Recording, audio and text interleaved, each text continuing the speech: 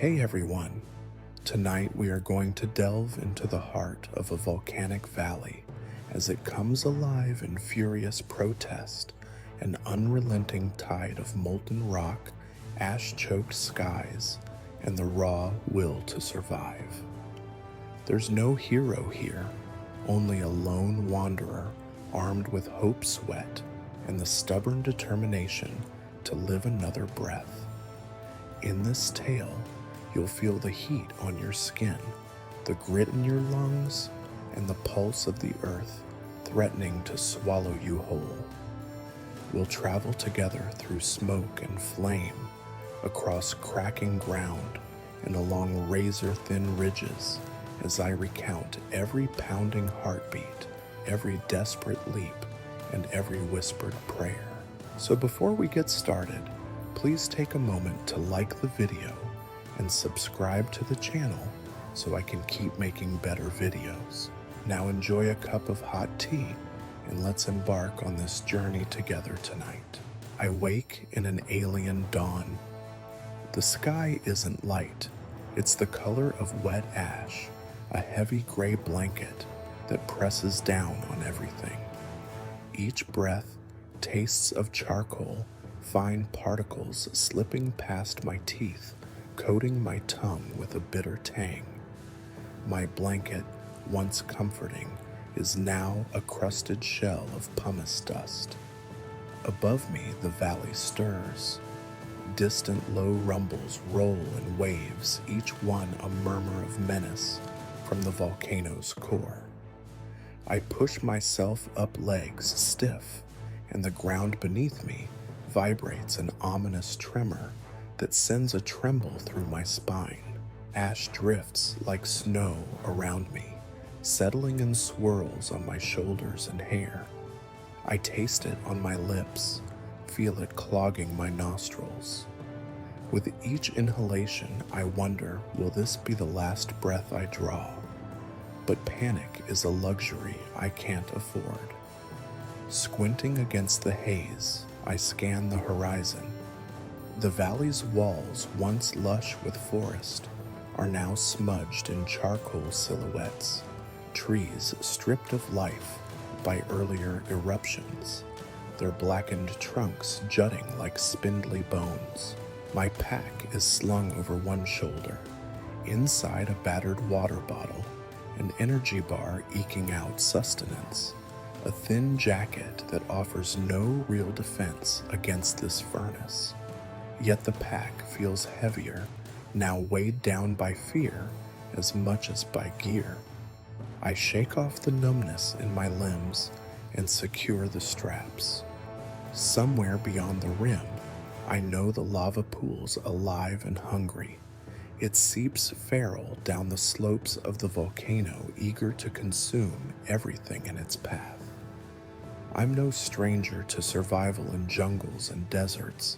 I've learned to hunt to ration, to navigate by stars. But fire is different. Fire is memory made real, of every bonfire that got out of control, of every spark that leapt. Today, the earth itself is ablaze. The first rumble cracks stronger, closer. My heart thunders in response.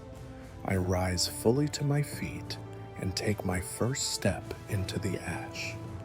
Each footfall leaves an imprint on the gray powder, but already another tremor shakes the valley and the print collapses into a tiny crater of dust. My boots scrape across the surface, gritty and unstable. I pause, listening. The volcano speaks in rolls and hisses a low grumble that swells and fades like an angry breath. Above me, a roar splits the sky.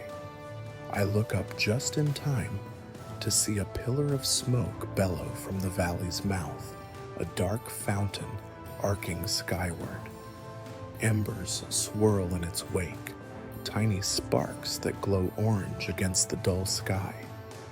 A plume of ash surges outward, racing along the ground like a tidal wave of soot. My instinct screams, run, I break into a loping stride, lungs burning. Each inhalation drags ash deeper, but I force myself onward. The valley floor inclines upward, here a gentle slope toward higher ground. Better terrain, I tell myself, somewhere above the main flow's path. My legs feel leaden. My muscles remember past exertions and beg for mercy. But mercy is a word with no meaning here. I focus on one foot in front of the other. I watch the horizon, gauging the speed of the advancing plume. Then I stumble. A ridge of cooled lava, jagged and black, trips my boot. I hit the ground hard, scraping my palms across the coarse rock. Pain flares, but I grit my teeth and push back up. The ridge is narrow. On one side, the valley floor dips into a flat plain, now cloaked in ash. On the other, it falls away into a shallow ravine. I squint at the ravine's edge. Gray smoke drifts from its depths. Was that sulfur, or the subtle heat of subsurface fissures? I don't pause to wonder. I grimace and leap, landing on softer soil on the other side. Ash dust billows around me. My senses reel from the stench of brimstone and burning vegetation. An acrid tang stings my throat. I cough, doubling over, hand to my mouth. My eyes water. Tears streak black rivulets down my cheeks. Yet every second I waste is a second the valley gains on me. Gathering myself, I force a steady breath, counting silently, 1, 2, 3. On 4, I bolt again. The ground shifts beneath my boots, a tremor rolling through the earth. An unseen conduit of molten rock churns far below. My pulse snaps in time with the quake. I know then that the eruption is far from over. In fact, it has only just begun. Fire and ash are its heralds. Heat and collapse will follow, and I am already deep inside its domain. A final rumble booms a lordly proclamation. I raise my head and see them outlines of distant lava flows, creeping like rivers of light along the dark valley walls.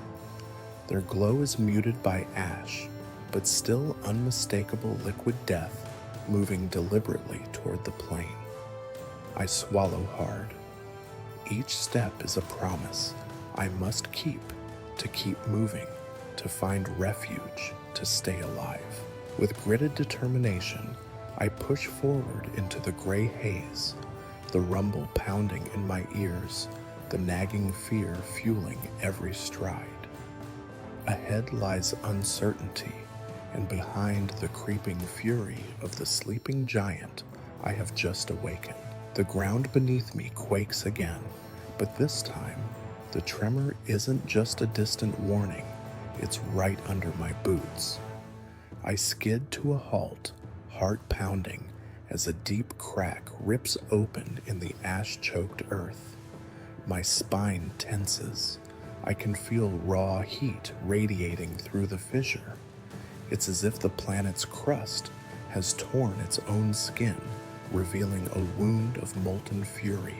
I drop to one knee, dust spitting from my clothing, and peer into the rent. Orange light pulses deep below, alive and hungry. Every few seconds, a burst of incandescent fluid surges upward, like blood from a fresh cut, then retreats, leaving the edges of the crevice, glowing embers that hiss as they cool against the chill ash. Tiny spouts of steam hiss along the rim, wafting a sulfuric stench that tightens my chest. Adrenaline surges. My mind races through every survival instinct I've ever learned. Don't stand too close. Watch for collapse. Heat disperses unpredictably. I clamber backward, each motion awkward. in the thick layer of dust, but I can't tear my eyes away. The fissure widens, snaking downhill, a jagged scar moving with purpose. The smoke above the opening churns edgy, rattling spirals that writhe in the pale gray sky. I cough, clawing at my throat. The ash scratches against my vocal cords, but an echo of the crackling beneath me demands attention. I rise to my feet, legs unsteady, and edge away until I find firmer ground. Even at 50 paces, I can feel the heat. It presses against my calves, burning through my boots. I press my palms flat against a nearby boulder. Cooled lava hardened into ripples like frozen waves, and feel the thermal bounce. The rock's surface is scorching, nearly too hot to touch. I rub my sleeve against it until I can lift my hand safely, then hook my fingers beneath the lip of my pack and sling it forward. I need to move, but I need my pack more. Above me, the smoky sky darkens as ash drifts in heavier curtains. A new tremor rumbles, and I glance back at the fissure. It's widening by the second. Jagged edges jut upward like teeth exposed in a growl. I take a cautious step backward, then another. My boots slip on loose pebbles of obsidian, and I stumble. Panic gnaws at my skin, slip, fall, burn. I force calm. One foot in front of the other. I glance down into the crack once more. Now liquid rock bubbles, where moments ago there was only a glow. A miniature lava lake, roiling currents of fire that shift and pulse, casting flickering veins of light across the dark interior walls. My pulse thunderclaps as the thought strikes. I'm standing over a lake of molten rock and it's rising. Every muscle demands flight. I spin and sprint, ash flies in my wake as I head for slightly higher ground. Behind me, the ground groans. Dust plumes as the earth attempts to swallow itself. I skid to a halt by a scorched tree stump, chest heaving, and press my back against the ashen wood. It's a poor refuge, but it keeps me just beyond the fissure's ever-expanding reach. I pant, listening. The valley echoes with distant roars and the soft sizzle of steam. A few yards away, intermittent pops, tiny explosions, where superheated vapor bursts through the crust. I stare at the stump's blackened rings, the outlines of ancient growth rings, now transformed into charcoal memories. How fitting, the very ground that nurtured trees now betrays life in pursuit of death. I reach for my water bottle and take a shallow sip. The liquid is cold salvation, but only a fraction of what I need. My mouth burns thirst and fear tangling in my throat. I tilt my head back, swallowing hard. Then I sense it, the fissure speaking again, this time in a deeper register. A slow, resonant growl like the planet's guttural lament. I swallow past the lump in my throat. Rising, I step away from the stump. A glance back reveals the fissure's width is now easily 3 feet wide enough for a man to fall through. The edges glow, threatening to collapse. Ash rains down into the gap, swirling and drifting. The heat lifts the ash in a rolling billow that drifts upward into the smoky sky. I press a hand to my forehead, wiping sweat-streaked ash from my brow. My hair is matted skin, dotted in black specks. My jacket hangs unzipped lungs, heaving in ragged gasps. I remind myself, keep moving. Every second here is another chance to be caught. Ahead lies a shallow gully. It slopes upward, offering a possible detour around the widening fissure. I dart forward, boots scuffing the brittle ash. Halfway there, the gully's floor rumbles pitched like a drumbeat beneath my feet. I skid to the side, watching as another crack materializes along the slope. This one splits the gully floor, sending a tongue of flame lapping at the edges. I lunge sideways over a charred log breath, catching as I land. The log cracks beneath my weight, showers of sparks spiraling into the air. I scramble to my feet, adrenaline surging. No time to think, only react. The gully floor buckles, and hot steam hisses from the new, pulverized rock. I sprint again, hugging the slope edge, heart hammering. At the ridge, I pause. I look back at the shattered earth behind me, where the fissure stretches farther than I'd thought possible. A river of molten rock flows beneath its glowing roof, feeding off the valley's hidden channels. Ash drifts into its maw like sacrificial offerings. I can almost imagine the heat lifting me, dragging me toward the opening. I turn my gaze forward into the gully's narrow throat. Shadows stretch across the walls, jagged as shattered glass. Beyond, pale light seeps over the ridge. Maybe safety, maybe another hazard, but it's the only path. With a final breath, I dive forward, hands digging into loose scree. I push myself up the incline. The rubbly stones chatter beneath my palms, and I feel a sharp pain. My left hand scrapes against the rough rock. I taste blood coppery and bitter. Despite the pain, I don't stop. 2 steps, 3, 4. Each footfall takes me higher, farther from the fission's hungry edge. A gust of wind carries a swirl of glowing ash past me, tiny embers that sizzle as they strike my jacket. I snap my arms forward to shake them off, but a few cling. I brush them fiercely, sparks flaring. Heat flares at my fingertips. My heart seizes. I see them, then flames licking along the hem of my sleeve. Instinct kicks in. I tear off the jacket, fling it aside, and stomp at the embers. They die spitting off ash like frightened birds. My arm throbs, but is unburned. I don't pause to thank the gods of small mercies. Instead, I continue upward, back straight legs stinging. Finally, I scramble over the ridge. The gully behind me is a mess of smoking fissures and creeping lava veins.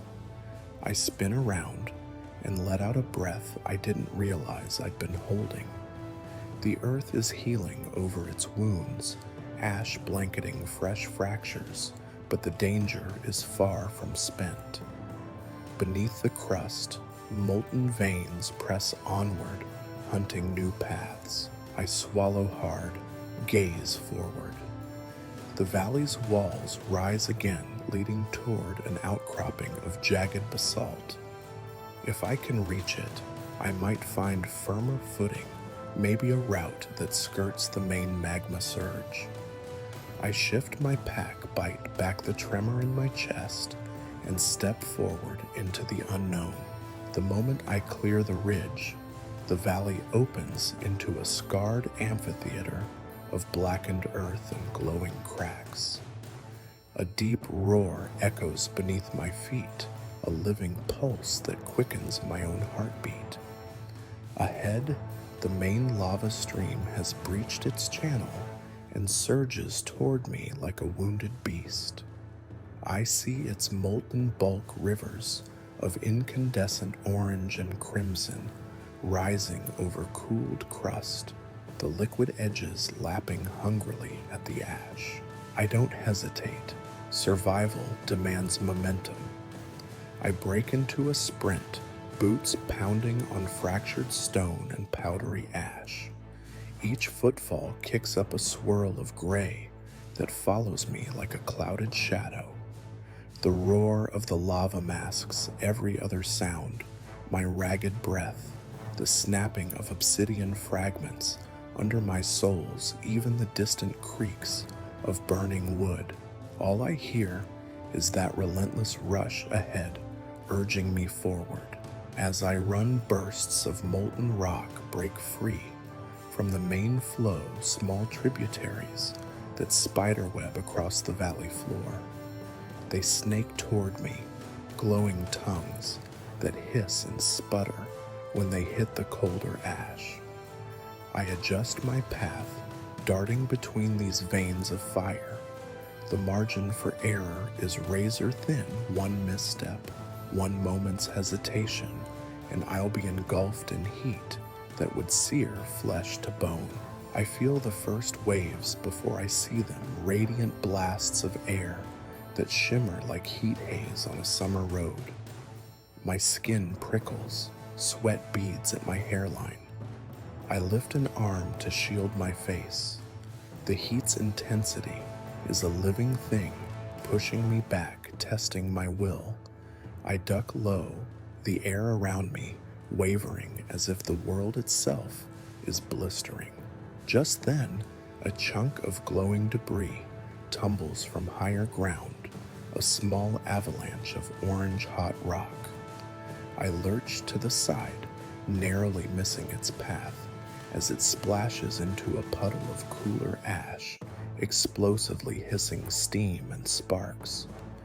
My heart jumps into my throat, but I force it down. No time to linger. Up ahead, I spot a rocky outcrop, jagged black pillars that offer the slimmest promise of shelter. It's farther than I'd hoped, but it's my only chance to gain ground above the main flow. I steel myself and push harder, driving my legs to outrun the creeping tide. Each stride is a gamble on unstable terrain. Beneath the ash, the ground sometimes collapses into glowing voids.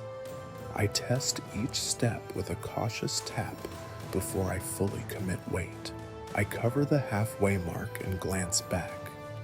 The lava line behind me has grown wider, its edges now molten rivers, a dozen feet across, churning like quicksilver fire. The valley floor between us is a griddle, pockets of steam rising where hidden fissures meet the ash. The air smells of sulfur and burning wood, a choking perfume that sticks in my throat. My lungs burn with every breath, but I cannot stop. A sudden snap draws my eye to a branch overhead, still clinging to a half-charred tree. It splits embers, cascading like red raindrops.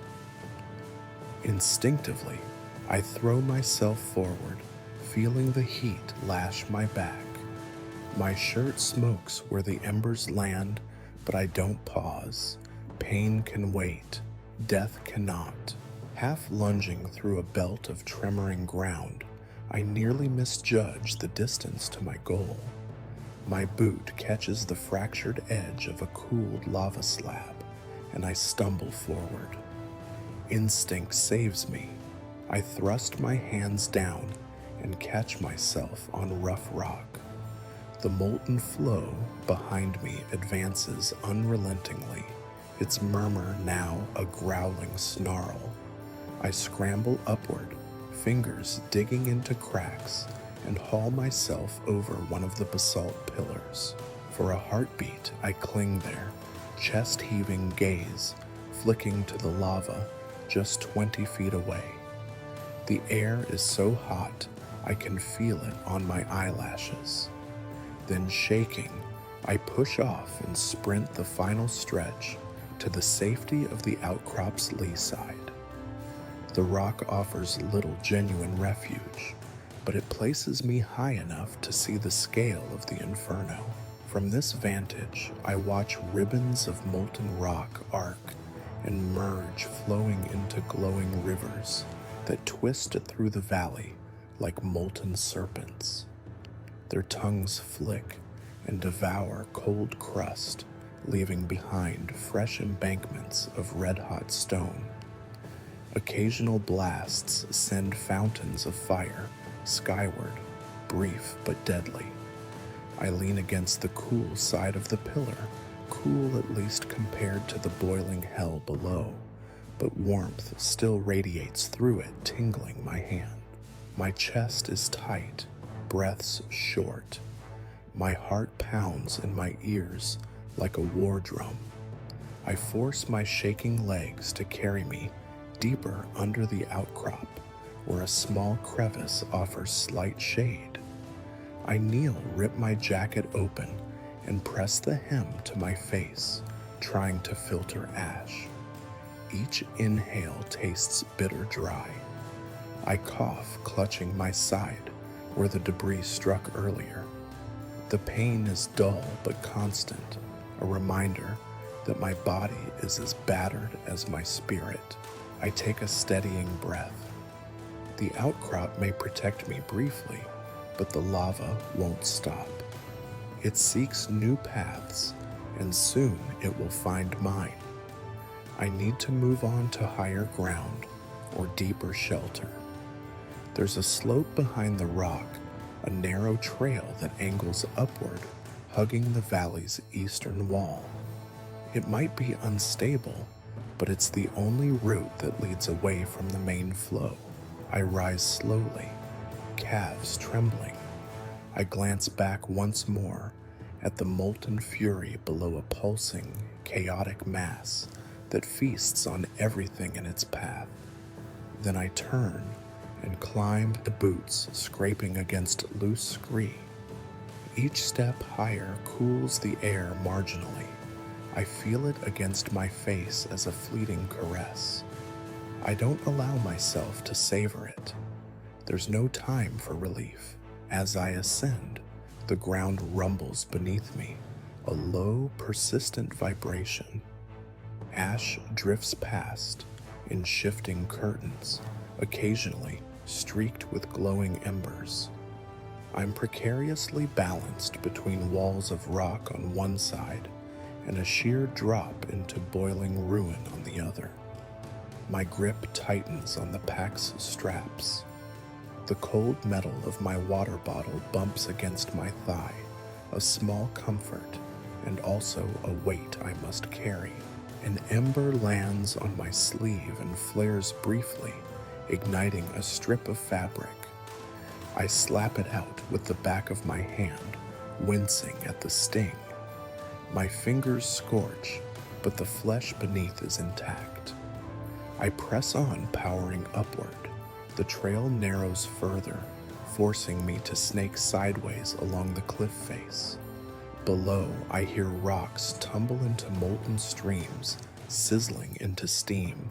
Finally, the angle lessens, and I reach a plateau of smoother rock. It's still hot underfoot, but it's solid ground. I stagger onto it and kneel, head bowed, letting my breath come in rattling sobs.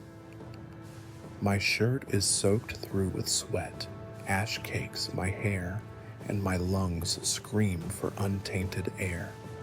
My mind protests, begging for rest, but I know better than to linger. Up ahead, the plateau curves around the mountain's flank, leading toward what I hope is an old evacuation route, a path carved centuries ago, before modern roads existed. I catch a glimpse of it, a faint groove in the rock, marked by a series of small cairns that might guide me out.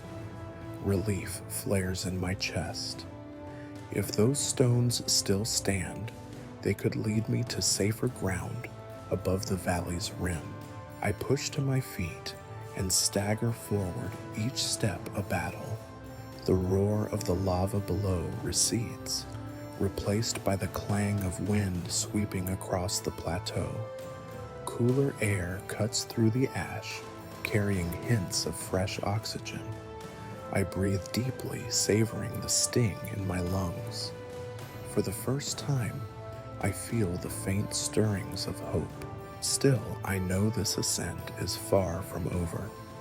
Ahead, the mountain's flank rises steeply, its rock face pocked with deep grooves and slick with ash. Beyond that, the rim might be in reach, or another treacherous descent. But for now, I've outrun the first wave of fire. I hold on to that victory, however small, and step onward toward the cairns that mark my path upward. I press on along the cairn-marked path, but the slope steepens again, and loose scree gives way with every cautious step. The plateau narrows, funneling me toward a steep ledge, littered with boulders, some cooled to inky black, others still glowing embers along their fractured edges. Beneath them, the valley floor yawns open ribbons of molten rock carving sinuous patterns through the darkness. My boots thud against the uneven stones, each impact echoing like a warning. A gust of wind sweeps across the ledge, carrying a swirl of ash and ember that stings my eyes. I wipe my sleeve across my brow, smearing soot across my face. Ahead lies the worst part, a field of fractured slabs, many too hot to touch. Yet the only bridge across a miniature lava river, cutting this high-altitude trail in two. The slabs form an irregular stepping stone puzzle, and I have no choice but to navigate it before the lava's heat drives me off the cliff. I approach the first row of stones. Heat waves shimmer off their surfaces, distorting the view of the molten seam below. I stoop, reach out, and cautiously tap the nearest slab with my gloved palm. Sparks burst where glove meets rock too hot. I wrench my arm back, heart hammering. My glove is singed. A thin trail of smoke curls from its cuff. No time for hesitation. I adjust my pack, shifting its weight for balance, and survey the pattern. Some stones are cool enough for a moment's contact. Others glow with ember veins that snake across their faces. I chart a path: left slab, right slab, center slab. My mind ticks through each move, weighing distance, stability, and heat. Then I spring. My left foot lands on a broad stone, warm but bearable. The heat radiates up through the rubber sole, but the grip holds. I whip my right foot onto the next slab, a smaller rock whose surface is speckled with glowing orange hairline cracks. I feel the slab shift slightly beneath my weight. Adrenaline surges. I freeze for a heartbeat, listening for the hiss of steam or undertone of cracking stone, but all I hear is my own ragged breath.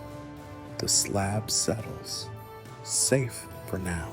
I leap to the third stone, which trembles and cracks underfoot. A thin tendril of molten rock seeps through its split surface, and I catch a flash of bright light. The slab tilts, and I lurch sideways, boots scraping the edge. I catch myself on a nearby boulder, fingers smearing ash, and slide forward, landing on the ground beyond. My heart races as the crack widens the slab, succumbing to the heat and weight. Molten rock spills onto the ash below, bubbling and smoking. I can't pause. 30 yards ahead, the path continues up the flank, where cooler rock and sparse hardy grasses cling. I vault back onto the stones, scanning for the next stable step. Midway across, my left foot hits a slab so hot that I feel a sear through the thick sole. My toes claw at the surface and I flinch. Pain spikes, but I can't uproot my foot fast enough. The stone adheres like molten glue. I lift my foot in slow agony, wincing, then leap to the next rock. The slab I leave collapses, inward embers flaring as it crumbles. I land harder than expected on the next stone, a large flat expanse cool enough to hold, but my ankle twists beneath me. A sharp pain shoots up my leg. I bite down on a cry and force myself upright. Each breath burns not just from ash and fear, but from the ache that now accompanies every movement. I have no time to assess the injury fully. The lava's hiss calls me forward. I push through the pain, gingerly transferring weight to my left leg only when necessary. My right leg twinges, but holds.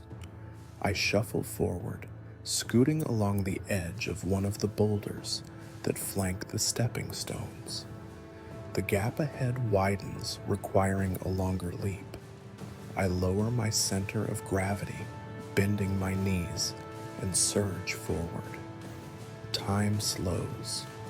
My arms windmill for balance as air whooshes past my ears.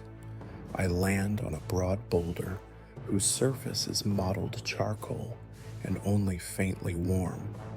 Relief floods me, solid ground again, however briefly. I exhale sharply, chest heaving, and scan the remaining distance. 2 more jumps, and I'll clear the worst of the heat field. I take a moment to steady myself, pressing a hand against the cool face of the rock. The wind gusts, stirring a swirl of ash that dances around me. I rub the back of my hand over my pant leg, brushing away clinging embers. Then I bolt. First leap safe. Second, I misjudge the distance. My foot lands not at the rock's center, but on a thinner edge. The slab wobbles and I burst into a sprint to regain solid footing. My foot hits the next stone cleanly, and I skid but consider it a success. Underneath the rock is no cooler. It only feels so in contrast to the molten patches I left behind. I stand fully on the stone field's far side knees, trembling. I press my hands to my quivering legs, willing them to steady. Behind me, where the molten rivers once narrowed, they now fill the space left by my departure, splashing against the cooled embankments where I stood moments ago.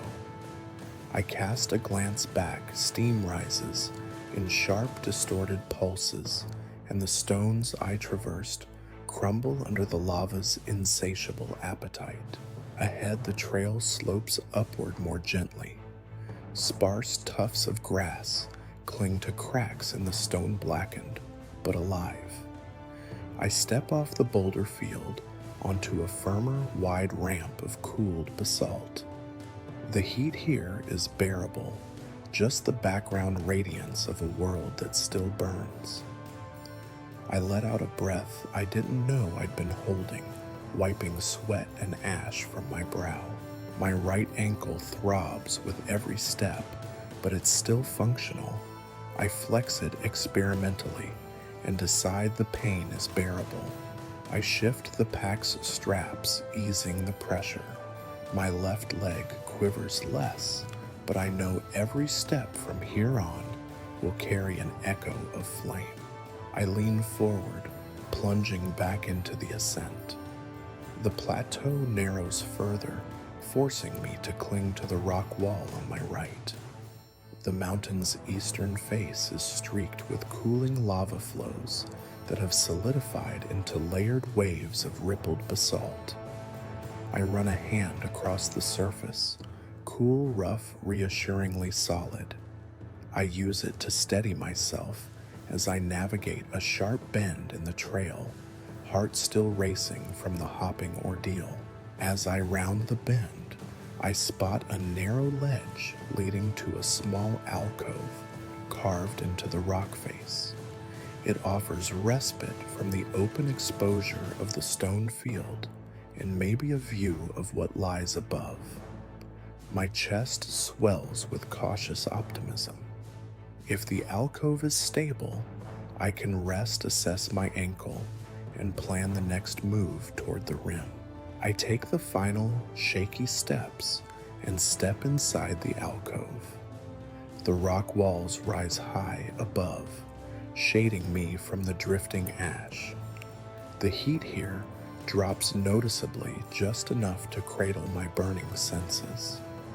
I sink onto a flat ledge inside legs folded and exhale, closing my eyes against the roar of the valley below. I blink awake in the alcove, coughing into my sleeve. The hush of stone walls surrounds me, but the world beyond is alive with danger. I press my palm to the cool rock, steadying my racing heart. Below, the valley roars in a distant muffled thunder, but above me the wind carries something darker, a tidal wave of smoke drifting upward from the crater. I know I can't linger. Every second here is borrowed time. I push to my feet, legs trembling from the jarring hops across red-hot stones. My ankle protests each step, a sharp reminder of the risks I've taken. I brace myself against the alcove's rim and step out into a dense curtain of gray. The smoke is immediate, heavy, clinging, and acrid. It swirls in roiling eddies, repelling sunlight and distorting shapes. Every exhale tastes of charred wood and brimstone, and my lungs tighten as I inhale. My chest constricts, gasping for clean air that doesn't exist. I cover my mouth with my jacket, knotting the sleeves around my face to filter the worst of it. The fabric is already caked in ash and sweat, but it buys me a moment's reprieve. I breathe shallowly, counting 4 quick inhales, 4 slow exhales, and pray that the cloth holds enough to stave off blackness. My vision swims. The smoke clings to my eyelashes, wetting them with soot. Each blink sends new motes into my eyes, and I cough, clutching at a nearby outcrop for balance. A pulse of wind gusts through the alcove entrance, propelling me forward. I step out again, raw determination overriding the panic in my chest. The smoke is denser here, a choking veil that obscures everything beyond a few feet. I can't see the path I carved earlier. Instead, I feel it, my boots crunching on coarse basalt, faint vibrations underfoot. The memory of cairns looms in my mind's eye, guiding me upward, but the smoke leaches color and shape from the world, leaving only an oppressive gray. I tuck my head low and advance. The air feels like tar in my throat, and each inhalation is a battle to keep my airway clear. My lungs burn. I taste coppery heat with every breath. My chest heaves as though I'm sprinting, though I'm moving at a cautious shuffle. Ahead, a gust blows a swirl of smoke through the alcove's opening, and I nearly backpedal, but forcing forward, I embrace the blur. One foot in front of the other. Follow the incline, follow the rasping wind. For a moment, the smoke thins a fleeting window of visibility that reveals the rock wall's contours. I seize it, lifting my head to scan for cairns etched into stone. I glimpse one, a small stack of pebbles perched precariously on a ledge. Relief surges in my chest. I orient myself, angling my steps toward it. The smoke rolls back in, and everything vanishes again, But at least now I have direction. I press on jacket tight over mouth eyes watering. The slope steepens, and I lean into the climb, using both hands and feet to maintain purchase on the slick surface. I imagine the walls of the alcove closing in around me as the smoke thickens. My head swims, and my knees buckle. I pause, pressing my back into the rock, and cough until tears blur my vision. A small spray of embers whips past, catching on my sleeve. I slap it away, but even this minor flare lights a fresh spark of terror in my heart. I can't think about what follows. If I can't keep moving, hypoxia, disorientation, collapse. I focus on one step at a time. I inhale, blocked by cloth, exhale. I lift my boot carefully, testing the surface. Coarse rock, no loose shards. I transfer weight, then shift the pack to redistribute the load. I inch upward each movement, deliberate, slow, precise. As I gain height, the wind changes. It whistles through a narrow notch ahead, carving a path for the smoke to funnel through. I aim directly for it, hoping that once I pass beyond the notch, the air will clear. Heart hammering, I accelerate into a half run, boots skidding on ash. The smoke roars in my ears, an unbroken howl that stabs at my eardrums. My lungs burn fiercely, but adrenaline drives me onward. I reach the notch and enter the throat of a narrow gash in the rock. Instantly, the smoke swirls around me in angry spirals, but I feel under it all a current of cleaner air. I raise my head, peeling the jacket from my face, just enough to gulp in a rasping breath that tastes less foul. It's still tinged with ash, but it's a breath of hope, and I clutch it in my chest like a talisman. I force my ragged breath into steadier rhythm, pressing my palms to the rock walls on either side. The notch narrows further as I climb, forcing me to hug the rock. The sides are hot from residual lava flows. Heat pulses through my gloves. I grit my teeth against the sting, focusing on the fresh gusts at the top. Every scrub of heel on stone brings me closer to cleaner air, closer to escape. But then the smoke shifts, drawn by an unseen wind. It surges back into the notch like a living thing, and I'm engulfed again. Panic claws at my senses. I stagger, nearly losing my footing. My jacket-covered mouth can't keep up with the choking din. My lungs convulse in protest. I want to drop to my knees, but survival forces me upright. I swallow down the urge to curl up and die, forcing resolve into every fiber. Hands trembling on the wall, I concentrate on wind patterns, the way the smoke's billows hint at currents. I angle my steps toward the lee side of the notch, where the rock's shape promises a sliver of respite.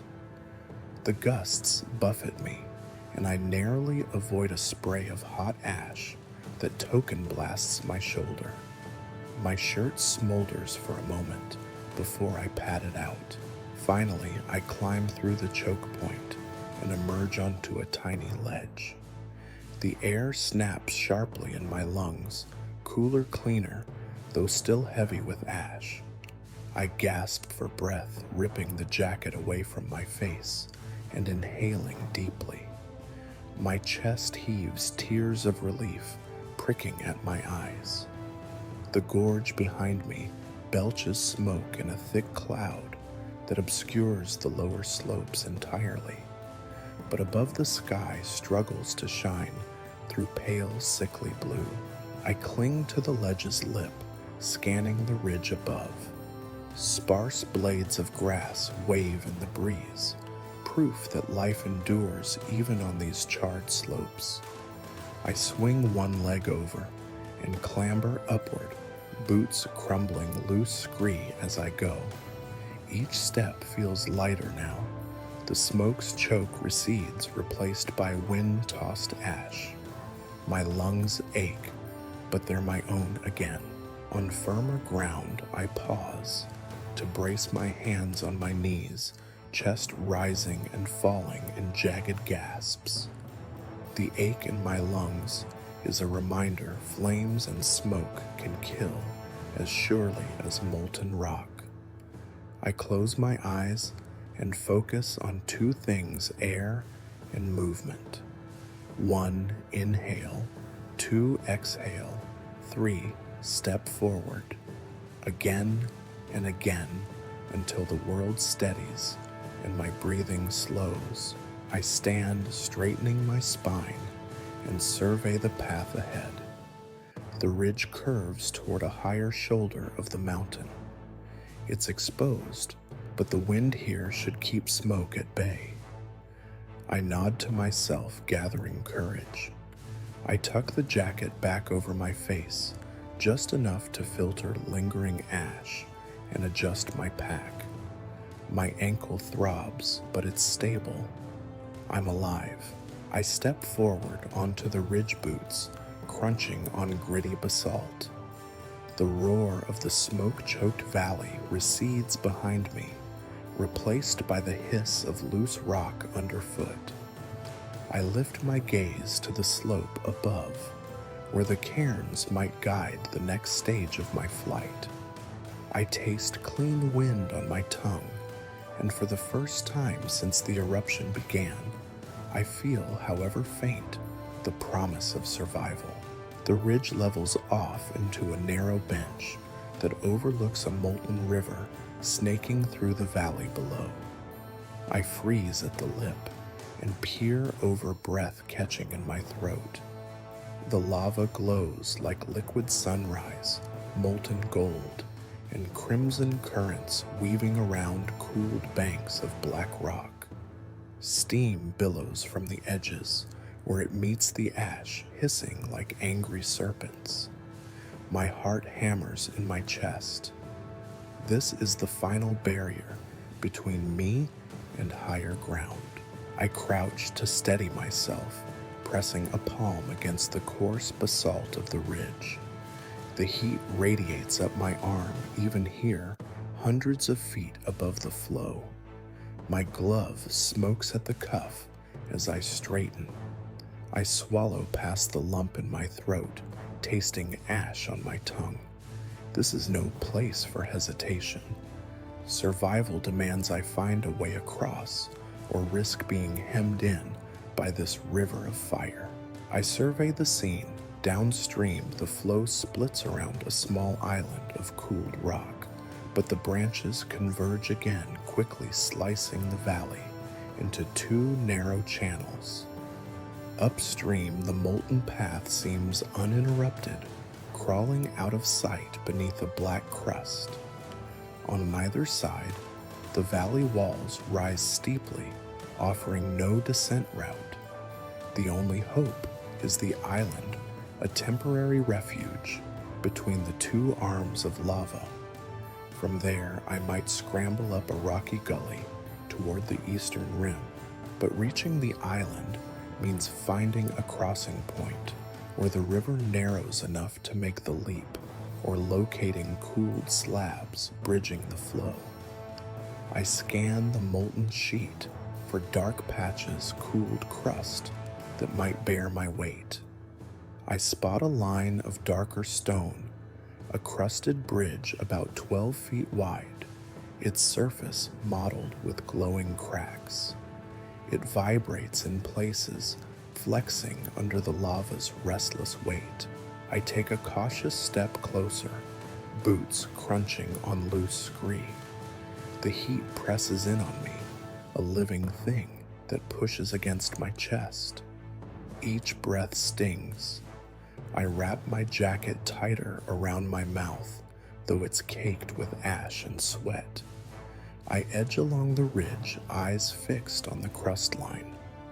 Every few seconds, a ripple of lava flows beneath it, causing the surface to shiver and hiss. Sparks leap through the cracks, scattering into the air like glowing embers. My pulse quickens. I know the risk the crust could give way without warning. I might plunge into a river of molten death. But the alternative, turning back down the slope, means facing the smoke-choked gully and unstable ledges again. This crossing, as tenuous as it is my only route. I back up a few paces and glance for a launching point. A flat boulder sits near the ridge's edge, its top cool enough to stand on. It's the only stable platform I can find. I brace my hands on its surface, gauging its solidity. It holds. I shift the pack forward, loosening the straps for maneuverability. I take a deep, ragged breath, one of the first that doesn't taste like ash, and steel myself. I step onto the boulder, knees bending to absorb the heat bouncing off its face. The world tilts slightly as I reposition for the jump. I measure the distance, 12 feet of air, then the hopes of an island not much bigger than my pack. I flex my ankles, feeling the ache in my right leg. Pain blooms, but I push it aside. The crossing demands commitment. Hesitation will kill me. I crouch low and spring. Time dilates for a heartbeat. My arms cut through the hot air as I soar above the fiery river. Below me, the crusted line looks jagged at its edges, cracks glowing with molten heartbeat. My stomach lurches. I land on the darkened patch of rock with a thudding crunch. Boots scattering shards of cooling obsidian. The crust shudders but holds just barely. I stagger upright, chest heaving. The crack beneath my weight flares bright orange and I jump backward, heart pounding. My boots skid across the crust's surface, sending a spatter of molten droplets into the air. I land on the ash just beyond the crust line, adrenaline roaring in my ears. My legs wobble, but I force them steady. Behind me, the cornucopia of lava continues its relentless journey. I glance back at the fragment of island ahead. It's a jagged outcropping of black rock, its sides scorched smooth, where the river has lapped against it. A narrow talus slope leads from the crust line up to its summit, barely steep enough to climb. I reset my gaze on the slope, bracing myself. No time to celebrate. I need to cross the second arm. I crouch and peer at the next crossing point. The second branch appears wider, but I spot a series of fractured slabs protruding from its bank, offering a possible stepping stone route. Each slab floats on a thin crust of cooled lava, tethered by gravity and the flow's weight. They form a rough bridge, though one wrong step could send me crashing into molten currents. I rise and advance. The heat radiates up to blistering levels. I crouch, placing one hand on the closest slab to test its stability. It quivers slightly. Steam sizzles where my glove meets the hot rock. I draw my hand back and wipe my glove's surface on my pant leg. Only one way forward. I leap from the island's edge to the first slab. The rock wobbles under my weight, sending a shower of sparks into the air. My heart stalls. Then I grip the next slab's edge, fingers clawing at the rough surface. The slab tilts and corrects, and I haul my body forward, swinging my leg over. My boot lands on a narrow strip of cooled lava just wide enough to hold. One by one, I cross slab to slab, careful, deliberate. My breathing stutters. Each inhalation tastes like brimstone. The slabs creak under me, groaning as the molten river churns beneath. A sudden tremor shakes the lake, and the slabs shift. One juts upward like a ramp, another dips into the lava. I lunge for a stable rock, catching its edge and dragging myself onto its center. My hands smudge with ash and sweat. Flashes of orange glow beneath me in the cracks. I press my chest against the rock, waiting for my pulse to slow, then push off for the next. One more slab, two more, and I'm halfway across the second branch. My legs burn. My lungs scream for fresh air. I press on boots, dancing across heat-shielded stone. The final leap carries me over a 6-foot gap onto the island. I land hard, sliding a few feet before catching myself on smoothed basalt. My pack tugs at my shoulders, but I squat and catch my breath. Behind me, the slabs tremble, and one subsides into the river with a hiss that echoes like relief. I rise, legs shaking, and survey my surroundings.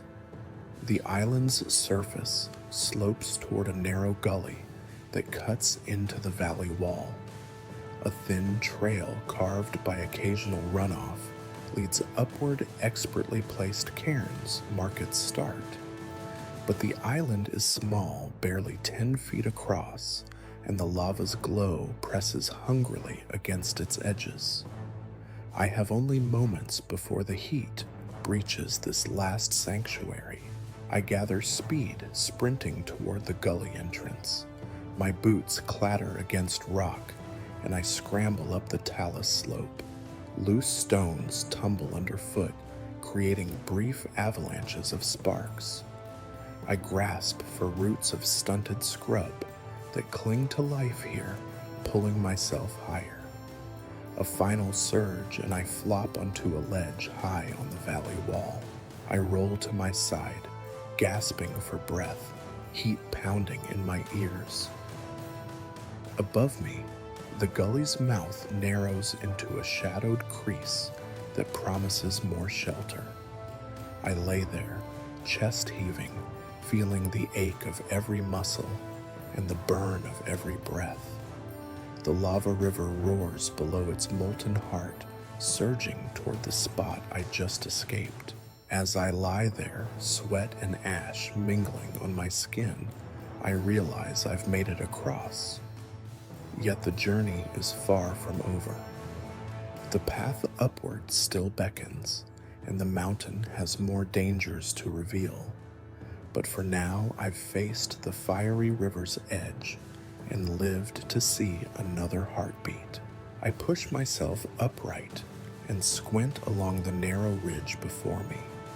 It's little more than a razor's edge of jagged basalt perched between two roaring flows of molten death.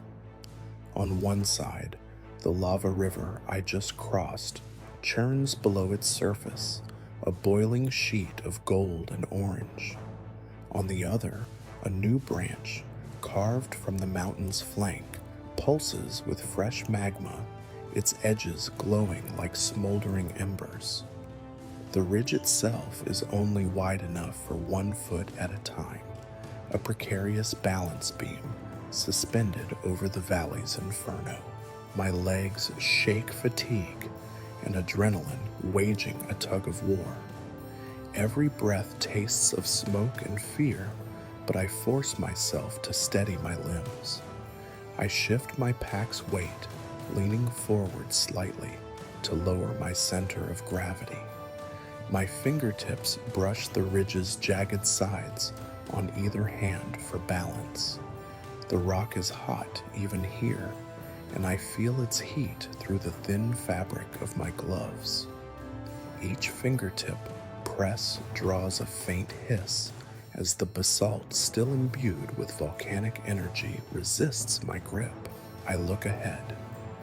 The ridge stretches 50 feet before me, punctuated by unstable stones and glowing fissures. A low rumble underscores the scene, the valley's bass note of chaos. The sky overhead remains choked with ash, but where a gust carves a clearing, I glimpse a sliver of twilight. It feels surreal, nature's fury under a dim, ashen sky. I plant my left foot on the coldest patch I can find and slowly transfer weight. My boot presses down and gravel shards skid under the sole.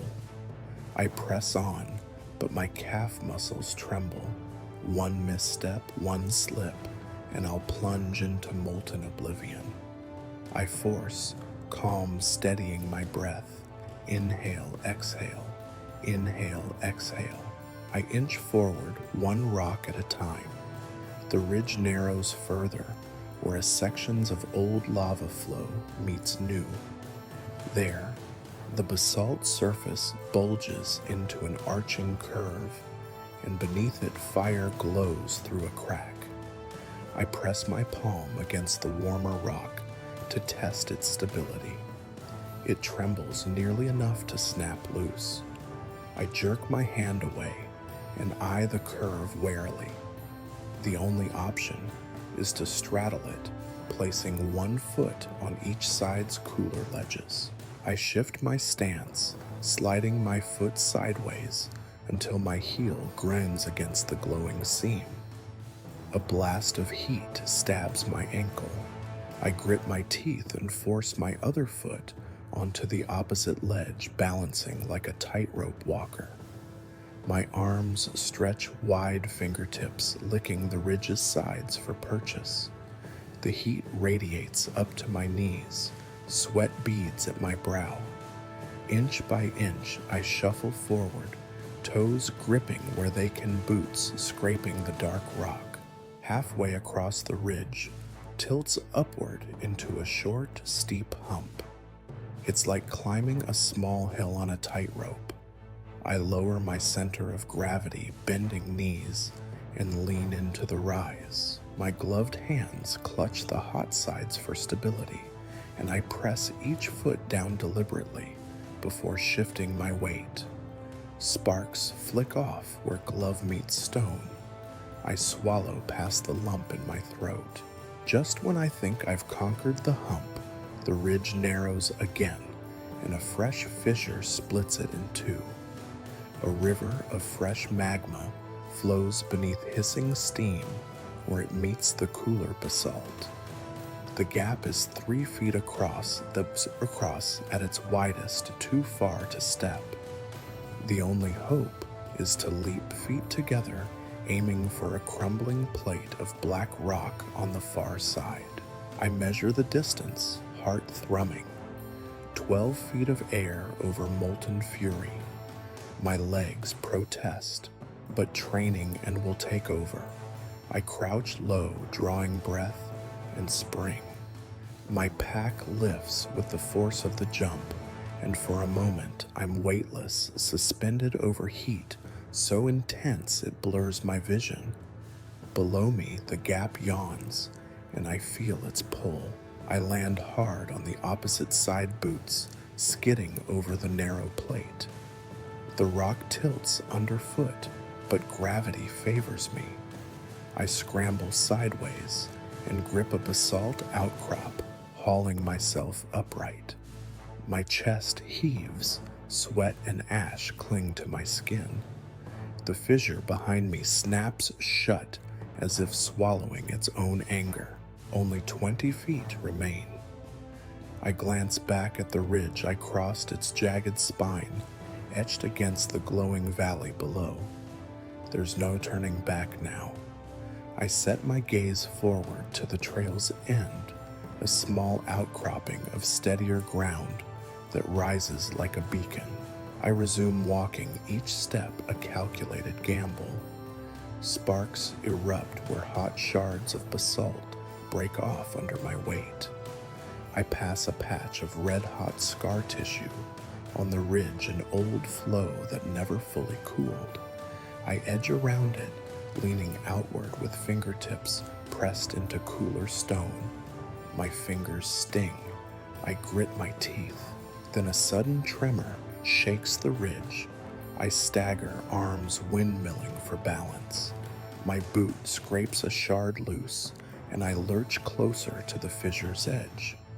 Panic floods me. Steel yourself, keep steady. I plant both feet, firmly crouch low, and brace my body.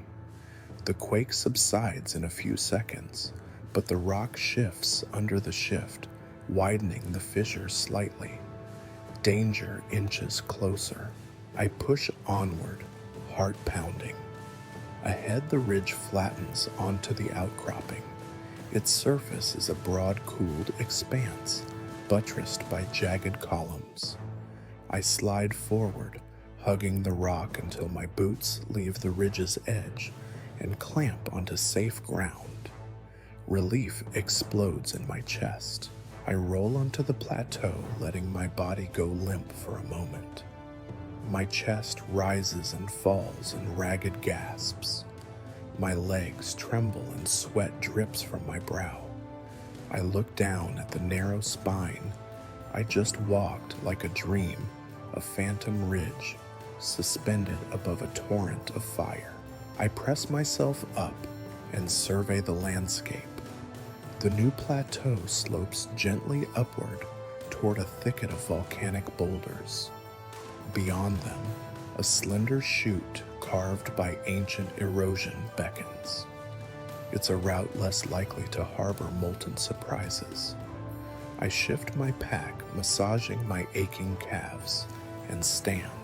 The ordeal is over, but the valley's fury still rages. I taste that thin reprieve on my tongue and let it bolster my spirit.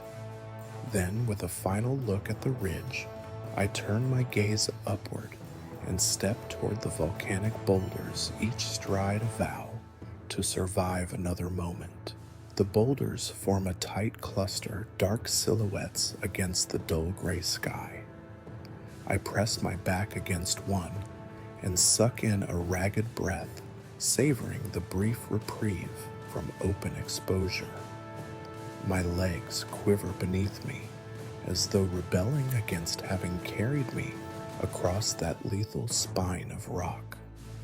Above, the ash-laden sky muffles the world, reducing even the roar of the lava below to a distant rumble. But here, so close to the core of the mountain, I hear something deeper, more resonant, the volcano's own voice. It starts as a low vibration underfoot, barely perceptible, like the hum of machinery through a concrete floor. I straighten and lift a boot, rocking forward, testing the pulse. The boulder trembles, and I ground my senses in the sensation, a living, throbbing bass note that echoes in my chest. The groan rises, a deep, rolling sound that reverberates through the valley walls and into the sky. It's as if the mountain itself is breathing, inhaling hot air from its throat and exhaling ash and gas in boisterous slugs. My pulse syncs with the rhythm of the groan. Inhale, pause, exhale. The cadence lulls me, heartbeats aligning with the earth's need, forging a connection that both terrifies and mesmerizes. The ash flickers in the thin light, swirling in cartwheels above the boulders. I step away from the cluster and settle on a broader slab, crouching low to the rock.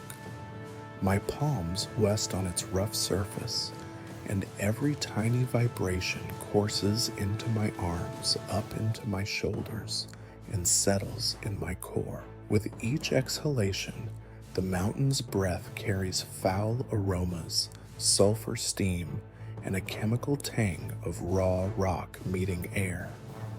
My nostrils flare, tasting the earth's sickness and strength. I close my eyes, focusing solely on that pulsing sound. The groan deepens, becoming a series of rolling rumbles, first a single note, then a chord of overlapping vibrations, like an orchestra tuning in the belly of a cavern. Memories surface unbidden, sitting by campfires under starlit skies, the crackling warmth comforting and controlled, hearing distant thunder on winter nights, a reminder of forces beyond comprehension. But this is neither wood nor storm, its primordial power, the planet's own lament, untamed and eternal. My hair matted with ash and sweat stirs in the gusts that funnel through the boulder cluster. The wind carries fine cinders that land on my arms and legs, hissing as they burn out. I open my eyes and lift my gaze to the crater rim just above the boulders where the mountain's mouth yawns in shadow. Dark clouds of ash coil upward from that breach, spiraling like monstrous tendrils. Every so often, a burst of incandescent flame flickers at the crater's lip, as if the mountain coughs up a tongue of fire. Then the ash funnel tightens, expelling the plume skyward with thunderous force. A particularly deep exhalation shakes the rock slab beneath me, and I rock on my heels, boots shifting on the uneven surface. Dust cascades in miniature avalanches down the boulder faces. I hold still, feeling the world move beneath me, alive and dangerous. The awareness sharpens my senses. Each breath, each heartbeat, each footfall becomes precious and fraught. Around me, the shadows of the boulders stretch and shrink as the ash blocks and reveals the feeble sunlight. I rise slowly, wariness etched in every movement. I need to move, not just for survival, but to remain in motion against the hypnotic pull of the volcano's song. The groaning lullaby could drown me in awe and fear if I linger too long. I shift my pack forward and lace my fingers across the straps, relishing the familiar weight. It grounds me, a reminder that I'm separate from the mountain's ancient rage, that I have a choice to live. I step away from the slab and circle the boulders, watching the play of light and shadow. The path up the mountain's eastern flank curves around here, hugging the rock as it winds higher. Each few yards, a fresh groove in the rock bears witness to past eruptions, channels etched by molten water or lava runoff. I trace one with a gloved fingertip. Its edges are scorched and brittle, but the groove itself is solid. I slip a foot into its trough and haul myself upward, using the channel as a handhold. The wind whips ash into my face, and I cough, vaulting to the next ledge.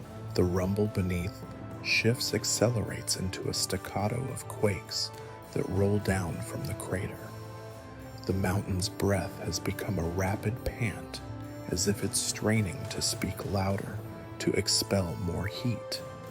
I tense, bracing against the rock, and small pebbles cascade into the abyss. The scent of sulfur sharpens, and I realize droplets of condensation hang on my brow, crisp and metallic against my skin. Higher up the ridge narrows into a sloping platform stained black with cooled lava. I step onto it, boots cracking the brittle surface. The groan echoes here with greater clarity, amplified by the congestion of rocks. I lean close to the platform's edge and peer over beneath me. The river of fire coils and uncoils its roar, harmonizing with the mountain's tremors. The confluence of fire and stone in a single orchestra overwhelms me with its rawness. I stand tall and stretch my arms wide, breathing deeply despite the sting. In this moment, the volcano's voice becomes a harsh and beautiful hymn, a reminder that life exists on borrowed time here. The Earth's will is inexorable, but so too is my own fear met with determination, awe met with resolve. My path turns again toward a narrow chute cleaved into the rock, its walls streaked with ash and glassy slag. The entrance glows faintly where hot air escapes. I know the mountain's breath will funnel here, next spitting ash and heat. But beyond the choke point lies the final ascent to the rim. I draw a deep breath, one of my own making this time, and step forward into the chute, ready to move with the mountain's rhythm rather than succumb to its song. The chute narrows until the walls almost touch my shoulders, forcing me to turn sideways and shuffle inch by inch. Heat radiates in thick waves from the rock face warmed by the volcano's breath and the magma flow beneath. My jacket knotted over my mouth filters out only some of the ash that claw from my lungs. I breathe shallowly, as if tasting every molecule of air, calibrating each inhalation against the choke of particulate. Handholds etched into the polished stone guide my path upward, slick ribbons where water once carved grooves, now stained by ash and slag. I press my fingers into one, feeling the warmth pulse beneath the surface. Sweat drips down my temples, mingling with ash, until my skin feels like a mosaic of soot and salt. Every movement is deliberate foot placement, hand shift, cautious lean. One false move, and I could slide back into the molten torrents far below. The sound here is deafening. The river of magma rages beneath the chute's floor, its roar amplified in the narrow walls. Every roar pulses through my chest, rattling my teeth. Above the volcano exhales in a furious rumble that shakes loose fine cinders which rain down in miniature storms. Each impact on my shoulders stings like hot rain. I shrug them off, literally flicking ash from my shoulders as I climb. I round a bend, and the chute opens briefly into a shattered ledge, a small shelf cracked into the mountain's flank. It's littered with the victims of past climbers, charred branches, snapped walking sticks, and the occasional rusted piece of metal half buried in ash. I step gingerly around them, mindful of the unstable ground.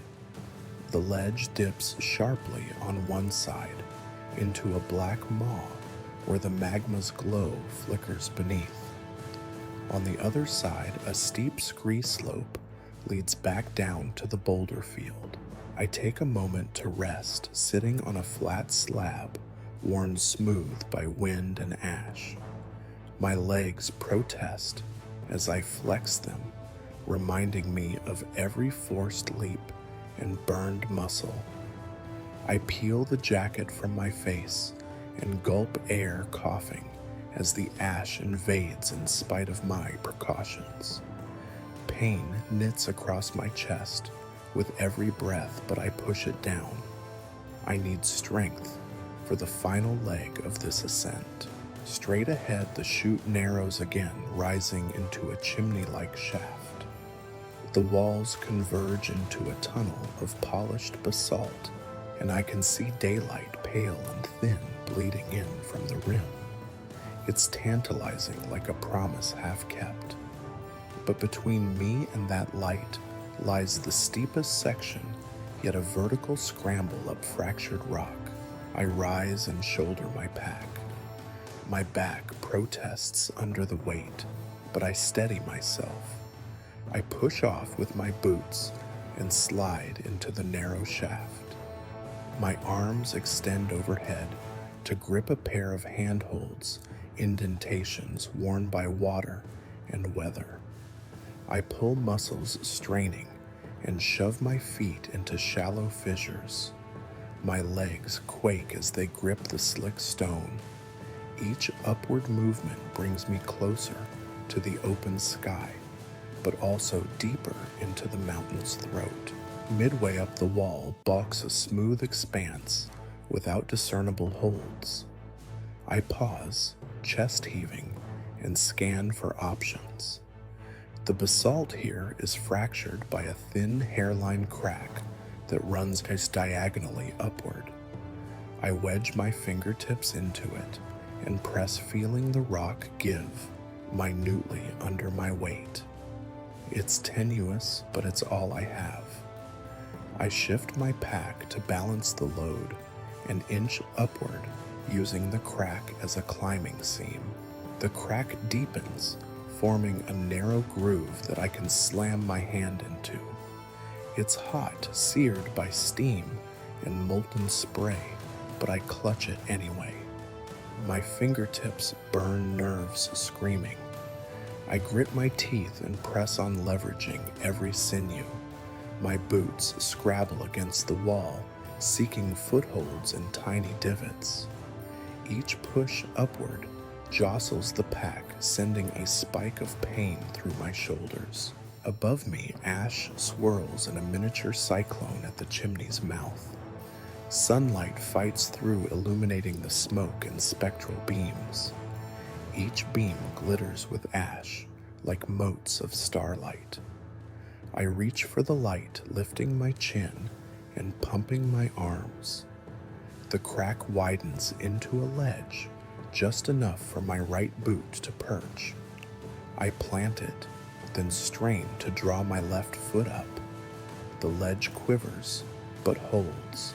For a moment, I rest on the ledge, thighs burning. I peer up only a few more feet between me and the rim. I can hear the winds howl above, carrying hints of thunderous silence, the calm after a storm that hasn't yet struck. Hope flares, then flickers as I glance down. The chute below yawns, a living vein of fire that courses like a heartbeat. My breath stalls at the vertigo, but I ground myself, eyes on the exit, not the abyss. I press off the ledge and surge upward, fingers scrabbling for any small hold. My gloved hand catches a ridged edge, and I pull with every ounce of strength. My boot scrapes ash and sand that grit beneath the sole. Then I'm over the lip body, blinking into light as I haul myself onto a narrow rim ledge. Sunlight, pale but real, floods my senses. I stagger upright, arms splayed to steady myself. The wind whips past, carrying away the worst of the ash. For the first time in hours, the roar of the magma is distant, a muffled pulse rather than a tempest.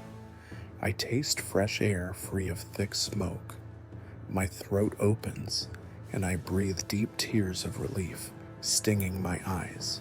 I press my hand to the rim's edge, worn smooth by centuries of wind and ash. The mountain groans below a final growl that reverberates through the rock. I close my eyes, letting the wind play across my face. Around me, the world beyond the crater stretches in vast panorama, jagged peaks, ash plains, and distant forests that stand untouched by this apocalypse. My legs tremble, but I stand tall. I turn slowly, drinking in the scene, the molten flows carving serpentine paths far below, the ash clouds drifting across the sky, the crater rim's jagged teeth marking the point where earth and sky collide. A sense of calm washes over me, fragile and precious. I step away from the chimney mouth onto more solid ground, an expanse of cooled lava that slopes gently toward the rim's crest. Each footfall crunches on glassy pebbles. I feel the ache in my muscles, the burn in my lungs, and the tremor in my hands. But above all, I feel alive, tethered to a world that both sought and spared me. I walk to the highest point I can see, brushing ash from a small cairn of volcanic rock. I add a battered trekking pole to it, my own tribute to survival. Then I rest, eyes fixed on the horizon, where the sun dips toward evening. The valley glows beneath me, a living tapestry of fire and shadow. For the first time, I allow myself to exhale fully a breath that carries the weight of everything I've endured. The mountain's roar fades to a distant memory, replaced by a wind-whispered hush. The wind never really stops up here. A chilly draft races across the crater rim, buffeting me with gusts that carry ash embers and the lingering heat from the valley below. I tuck my chin into my jacket collar, but the gale finds its way in, whipping against my face with enough force to sting my cheeks. Each breath sends a fresh flurry of microscopic ash into my lungs, a reminder that I'm perched on the knife edge between fire and sky. I step away from the cairn I built and follow the rim's curve, searching for a spot where the wind dies down enough to catch my breath.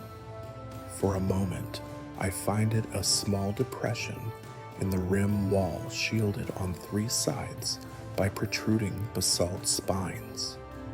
I press my back against the rough stone, anchoring myself against the gale.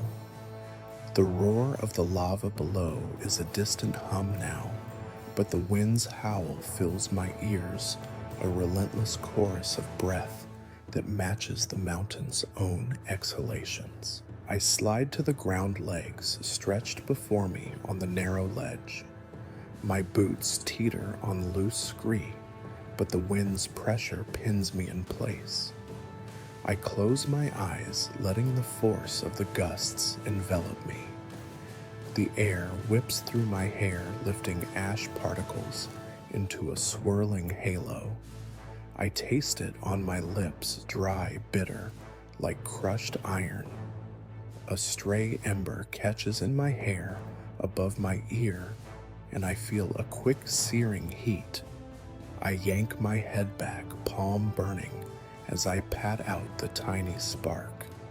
It flies off into the wind, and I press my fingers to the scorched spot, wincing.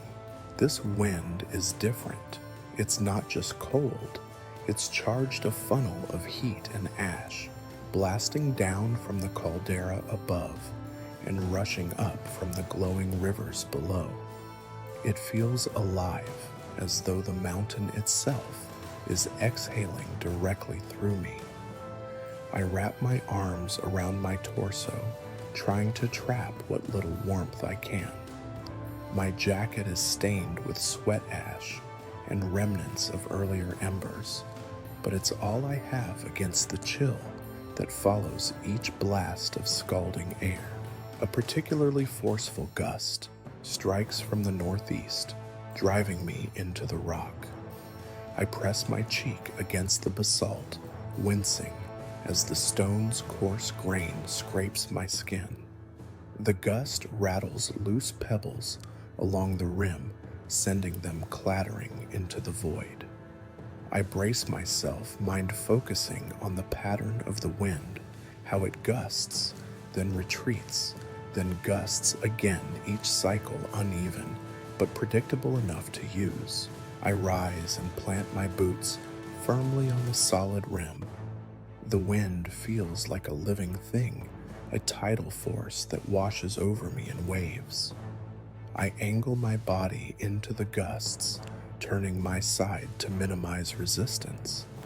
The ash-laden air slams against me, pushing me forward, then sucking me backward as it curls around the rim's lip.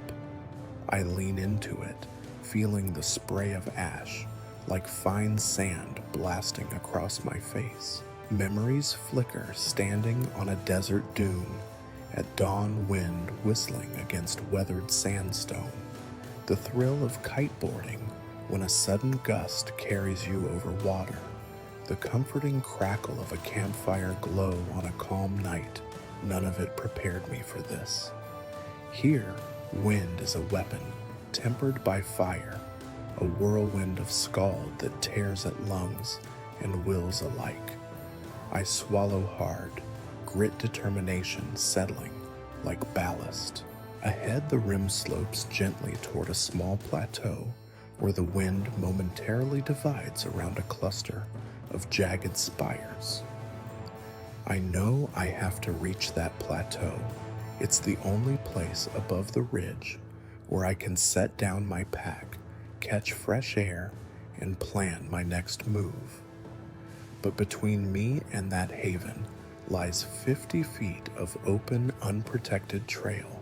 I take a deep breath, zeroing in on the gust cycle. A lull, 2 seconds, then pressure builds. I plant my left foot, then right, moving forward briskly. The wind catches me mid-step, and I stagger, nearly losing my balance. I clutch the straps of my pack, digging my boots into the scree for purchase. The blast subsides, and I surge forward, gaining another half-dozen feet before the next gale welds me to the ground. Nearly there, 40 feet. I grit my teeth and push harder, forcing each step against the invisible tide. Ash swirls around my ankles, and I feel embers land on my forearms, tickling before fizzing out. My lungs burn, but the plateau's spires loom closer. I lift my head against the wind vision, blurred by ash-streaked tears. Another gust slams into me with full force, and I'm thrown sideways. My shoulder strikes the rim wall, rattling my bones. Stars dance behind my eyes, and a sharp pain blooms in my shoulder. For a moment, the world tilts, and I'm certain I'll be pitched over the edge. Instinct and adrenaline fire in unison. I clamp my hand to the rock fingers, digging into fissures, and brace my leg against a protruding shard of basalt. The wind tears at my clothes, but I hold fast, breathing through clenched teeth. The gust fades, leaving ringing silence in its wake. I sag against the rock chest, heaving eyes wild. My pack straps cut into my shoulders, but I refuse to loosen them. The plateau is only 10 feet ahead. I lunge forward, arms pumping footing unsteady.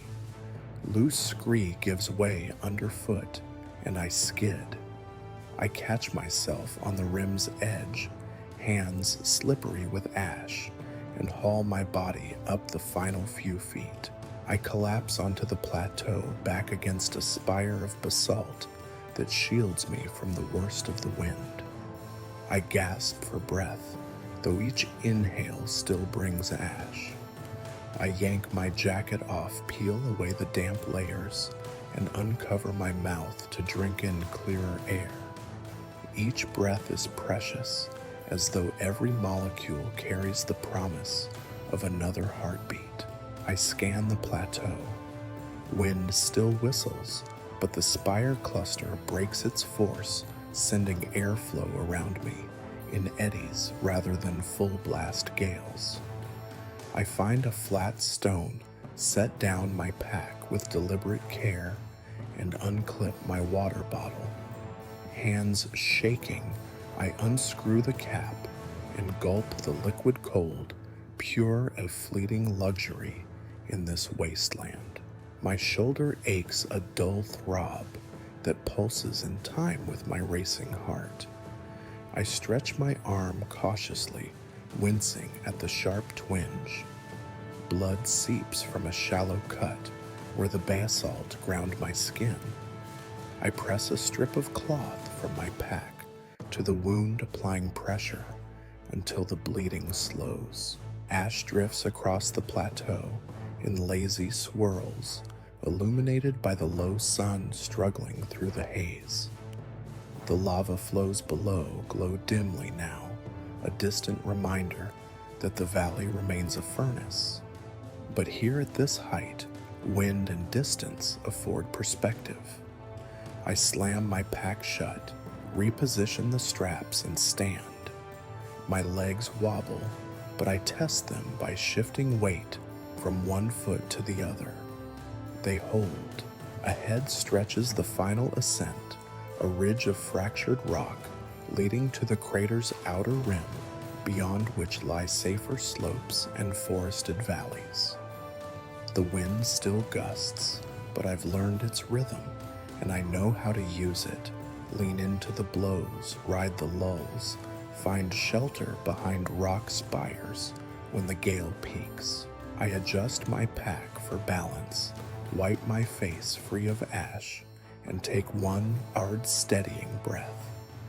Then, turning my back to the mountain's mouth, I step forward, letting the wind guide my path. Every gust carries a sting, but also the knowledge that I'm still here, still fighting. Each step across this wind-scoured plateau is a testament to that will. I press on, eyes forward, heart resolute, as the plateau gives way to the final ridge. And with each footfall, the mouth of the volcanic valley grows quieter in my ears, until at last I leave the singeing gusts on the other side. I emerge from the howling winds onto a narrow ledge that curves around the mountain's flank. The ridge here broadens slightly, and I spot a dark opening beneath an overhang of basalt boulders, a hollow carved into the rock face that could serve as a temporary haven. My legs, still trembling from the wind's onslaught, carry me forward as if on autopilot. Desperate for respite, I duck into the mouth of the cavern. Immediately, the temperature drops. Cool air filtered through unseen vents brushes against my sweat-soaked skin like a soft exhale. The roar of the volcano's breath and the hiss of distant lava are muted here, reverberations rather than assaults. I squint into the gloom, pressing my palms against the cavern's walls, which feel damp and reassuringly solid. Tiny rivulets of seepage trickle down from cracks overhead, and I hear their gentle drip echo in the hush. I step fully inside, letting gravity lower me into a crouch. Every muscle unclenches, releasing a tremor of relief. I grit my teeth to staunch the ache in my shoulder, then lean my pack against a broad stone ledge at the back of the hollow. It sits there like a comfort stable and familiar. With my free hand, I reach inside the pack and pull out my water bottle, unscrewing its cap. The cold water is a blessing. Each gulp washes away ash, and dryness floods my throat with nourishment. I exhale a long breath, tasting the clean liquid and savoring the momentary reprieve. The cavern's mouth frames the barren slopes outside, but within this hollow, the world is small and safe. I wipe my lips on my sleeve, then sit cross-legged on the cool rock floor. Light filters in through the entrance, casting long, flickering shadows. Across the cavern's back wall, a thin seam glows faintly, where residual heat escapes from deeper within the mountain. Yet even that glow is gentle here, an amber pulse rather than the furious blaze beyond. I close my eyes and listen. The drip of water overhead becomes a soft metronome, and I focus on its rhythm. My heartbeat slows to match. Inhale, drip, exhale, drip. The volcanic tremors continue, but as distant echoes, drum beats on a far-off shore. For the first time since the eruption began, I feel a measure of calm. I shift my position and unlace one boot, pressing my fingers against my throbbing ankle to test its mobility. The joint swells slightly, but I flex it, and pain lances through the tissue, sharp, insistent. I wince, then reach into my pack for the small first aid kit. Inside, a strip of antiseptic wipe and a few adhesive bandages are all I have. I clean the scrape along my ankle, a shallow but angry red gash, and wrap it tightly. The process is methodical, grounding me in simple tasks amid chaos. By the time I finish, the cavern's light has shifted. The sun has dipped further, sending elongated shafts through the entrance. Shadows dance on the walls, and I realize the time twilight nears. My window for safe passage along the rim will close soon. I need to move before darkness makes every step treacherous. I stand, rolling my shoulders to ease the stiffness in my back. The air here is cooler still, a subtle warning that humidity could settle, stirring slickness on the rock floor. I brush a hand across my jacket, dusting off caked ash, then slip my boots back on. Each movement is deliberate, conserving energy, but not wasting time. Before I leave, I take one more swallow of water and tuck the bottle away. I press my palm against the cavern's back wall, feeling the damp stone. In this refuge, I recognize a motif that has carried me so far solid ground beneath trembling earth. Wherever the mountain groans, life must find footholds. Wherever fire rages, shade and moisture persist in hidden pockets. I turn back toward the entrance and stand tall. The roar outside returns to full volume as I step into the chilled dusk air. Ahead stretches the crater rim's final stretch, a path that cuts along the highest ledge, offering a route down the mountain's far side. The sky overhead still glows with the last hues of amber and violet, and ash drifts like quiet snowfall. With my senses reset, I move forward, boots scuffing the basalt floor, track of footprints marking my passage. Every step carries less fear now. The cavern has granted me perspective and breath. Behind me, its mouth narrows to a dark frame, sealing the hush within. I navigate the rim's edge with renewed determination, guided by dim cairns against the growing dusk. Each footfall is lighter ache and fatigue present, but diminished by the cavern's shelter.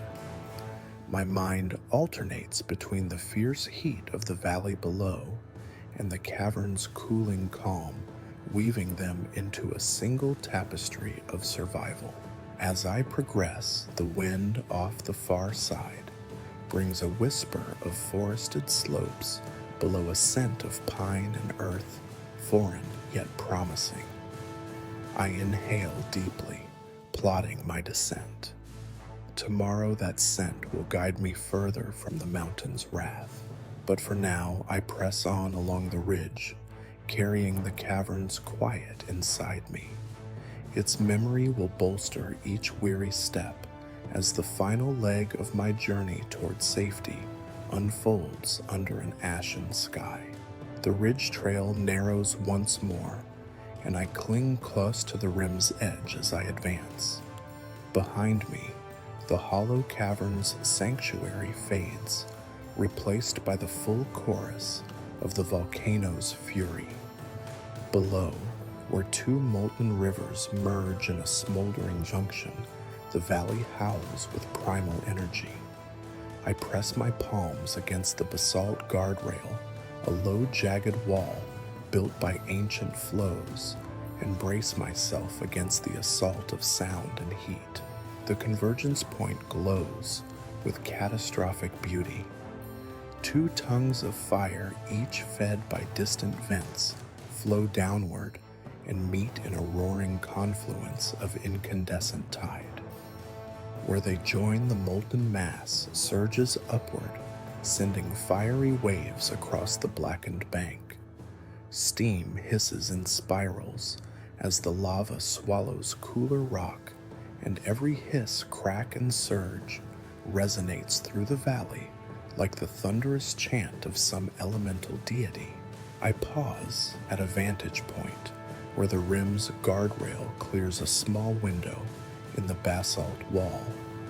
From here, I can see the rivers snake around ancient ridges, carving new paths through ash and stone before uniting in a vast glowing pool. Caverns and vents along the walls vent plumes of sulfurous gas, swollen balloons of yellow-green mist that billow into the ashen sky. Each exhalation accentuates the molten roar, framing it in waves of gas and heat. I lean over the edge, eyes fixed on the inferno's heart. The heat rolls up in blasts, akin to a giant's scalding breath. My hair stands on end. The back of my neck prickles with the intensity. My lungs tighten instinctively, though I know I must breathe. I pull my jacket sleeve across my mouth, jamming sweat and ash into the fabric, but it does little to stem the heat's assault on my throat. The molten rivers churn with restless energy. I watch rivulets break from the main flows, fiery veins that slither over cooled crust, seeking new routes. Some trickle into sinkholes, vanishing into unseen fissures, only to re-emerge moments later in glowing spouts. Others advance like hungry fingers, pressing against embankments until walls crumble and the lava claims fresh territory. The valley's rumble is constant, but it's punctuated by sudden surges, bursts of energy that send fire fountains skyward. I witness one such explosion, a pocket of molten rock trapped beneath a temporary crust gives way, erupting in a pillar of flame that towers until gravity drags it down in a rain of embers. The ground vibrates beneath my boots, and I stagger back, heart pounding. The smoke rises in columns that coil like serpents, drifting across the valley with sluggish grace. Where the smoke thins, I glimpse the bleak shapes of distant mountains and forests, silent sentinels outside the eruption's reach. But here, this valley belongs to the flame. Even the air feels different, thicker, charged with energy, as if the very molecules tingle with heat. I press away from the guardrail and step onto a small platform carved by molten overflow generations ago. The rock here is smooth, rippled like frozen waves. I run a palm across it, feeling the faint pulse of residual warmth. It's a reminder that while the valley's roar may dominate, it is the sum of countless individual flows, each with its own story of pressure and release. I squint against the heat haze and survey the path ahead. The trail rises toward a narrow saddle in the rim, a final high point before the descent curve toward the forested slopes beyond. I know that beyond this saddle, the ground will cool gradually, offering a way down. But to reach it, I must move through this cathedral of fire, through the roar's epicenter. Gathering resolve, I step away from the spectacle and continue along the rim. Each footfall echoes in hollow clinks against the basalt, a counterpoint to the valley's thunder. The guardrail dips and rises, forcing me to duck under outcroppings and sidestep fissures that bleed with heat. I adjust my jacket to cover my face, but the fabric is saturated heavy and offers scant relief. A sudden blast of steam erupts from a vent at the rim's edge, a superheated plume that lashes at my legs. I leap back, boots slipping on the slick rock. My heart races as I watch the steam swirl, then disperse into the ashen air. My pants hiss where scalding droplets land. My skin crawls, but I grit my teeth and press onward. The saddle grows closer, its basalt form etched against the dull sky. I feel the valley's roar crescendo, as if it knows I'm approaching its pulse point. The ground trembles in time, with the surges below a living metronome, urging me forward and reminding me that time here is measured in beats of molten fury. As I near the saddle, the heat intensifies. The path feels as hot as a forge embers drifting in spirals around me. I wipe sweat from my brow, letting it mingle with the ash that cakes my face. My lungs burn, craving untainted air.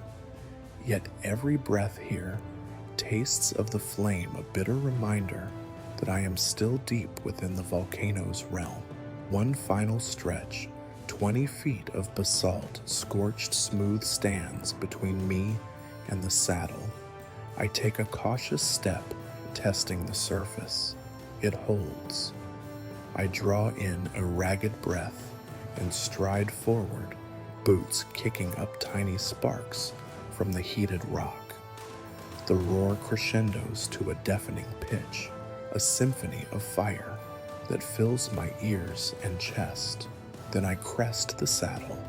The roar falls away, replaced by a hiss of receding steam and a faint breeze that carries the scent of pine.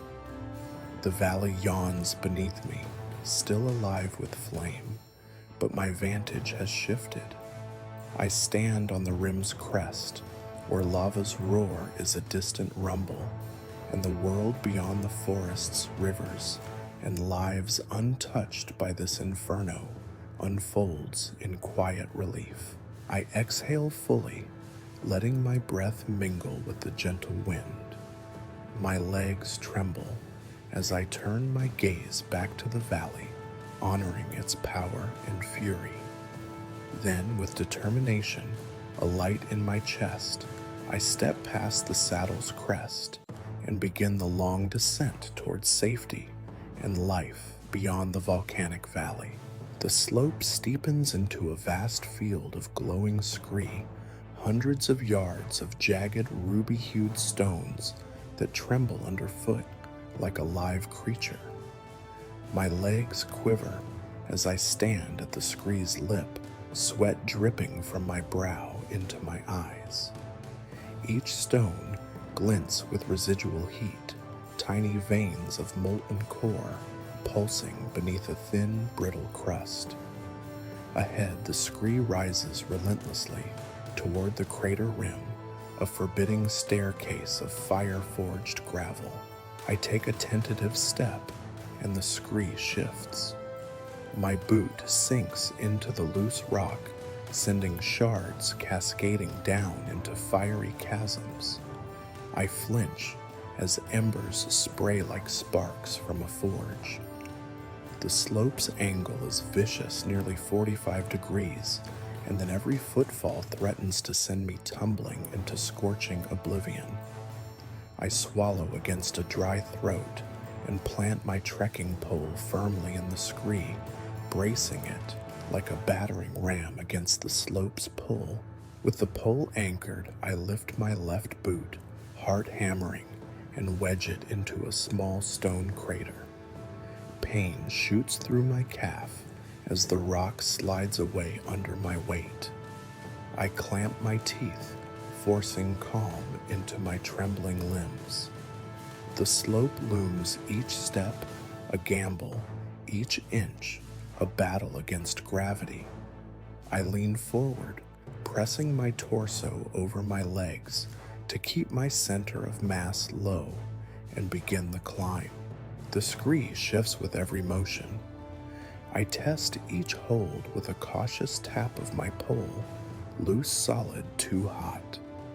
I learn its quirks. Certain stones grip when caught at odd angles, others collapse like sandcastles under pressure. My breathing hitches as I navigate this deadly mosaic.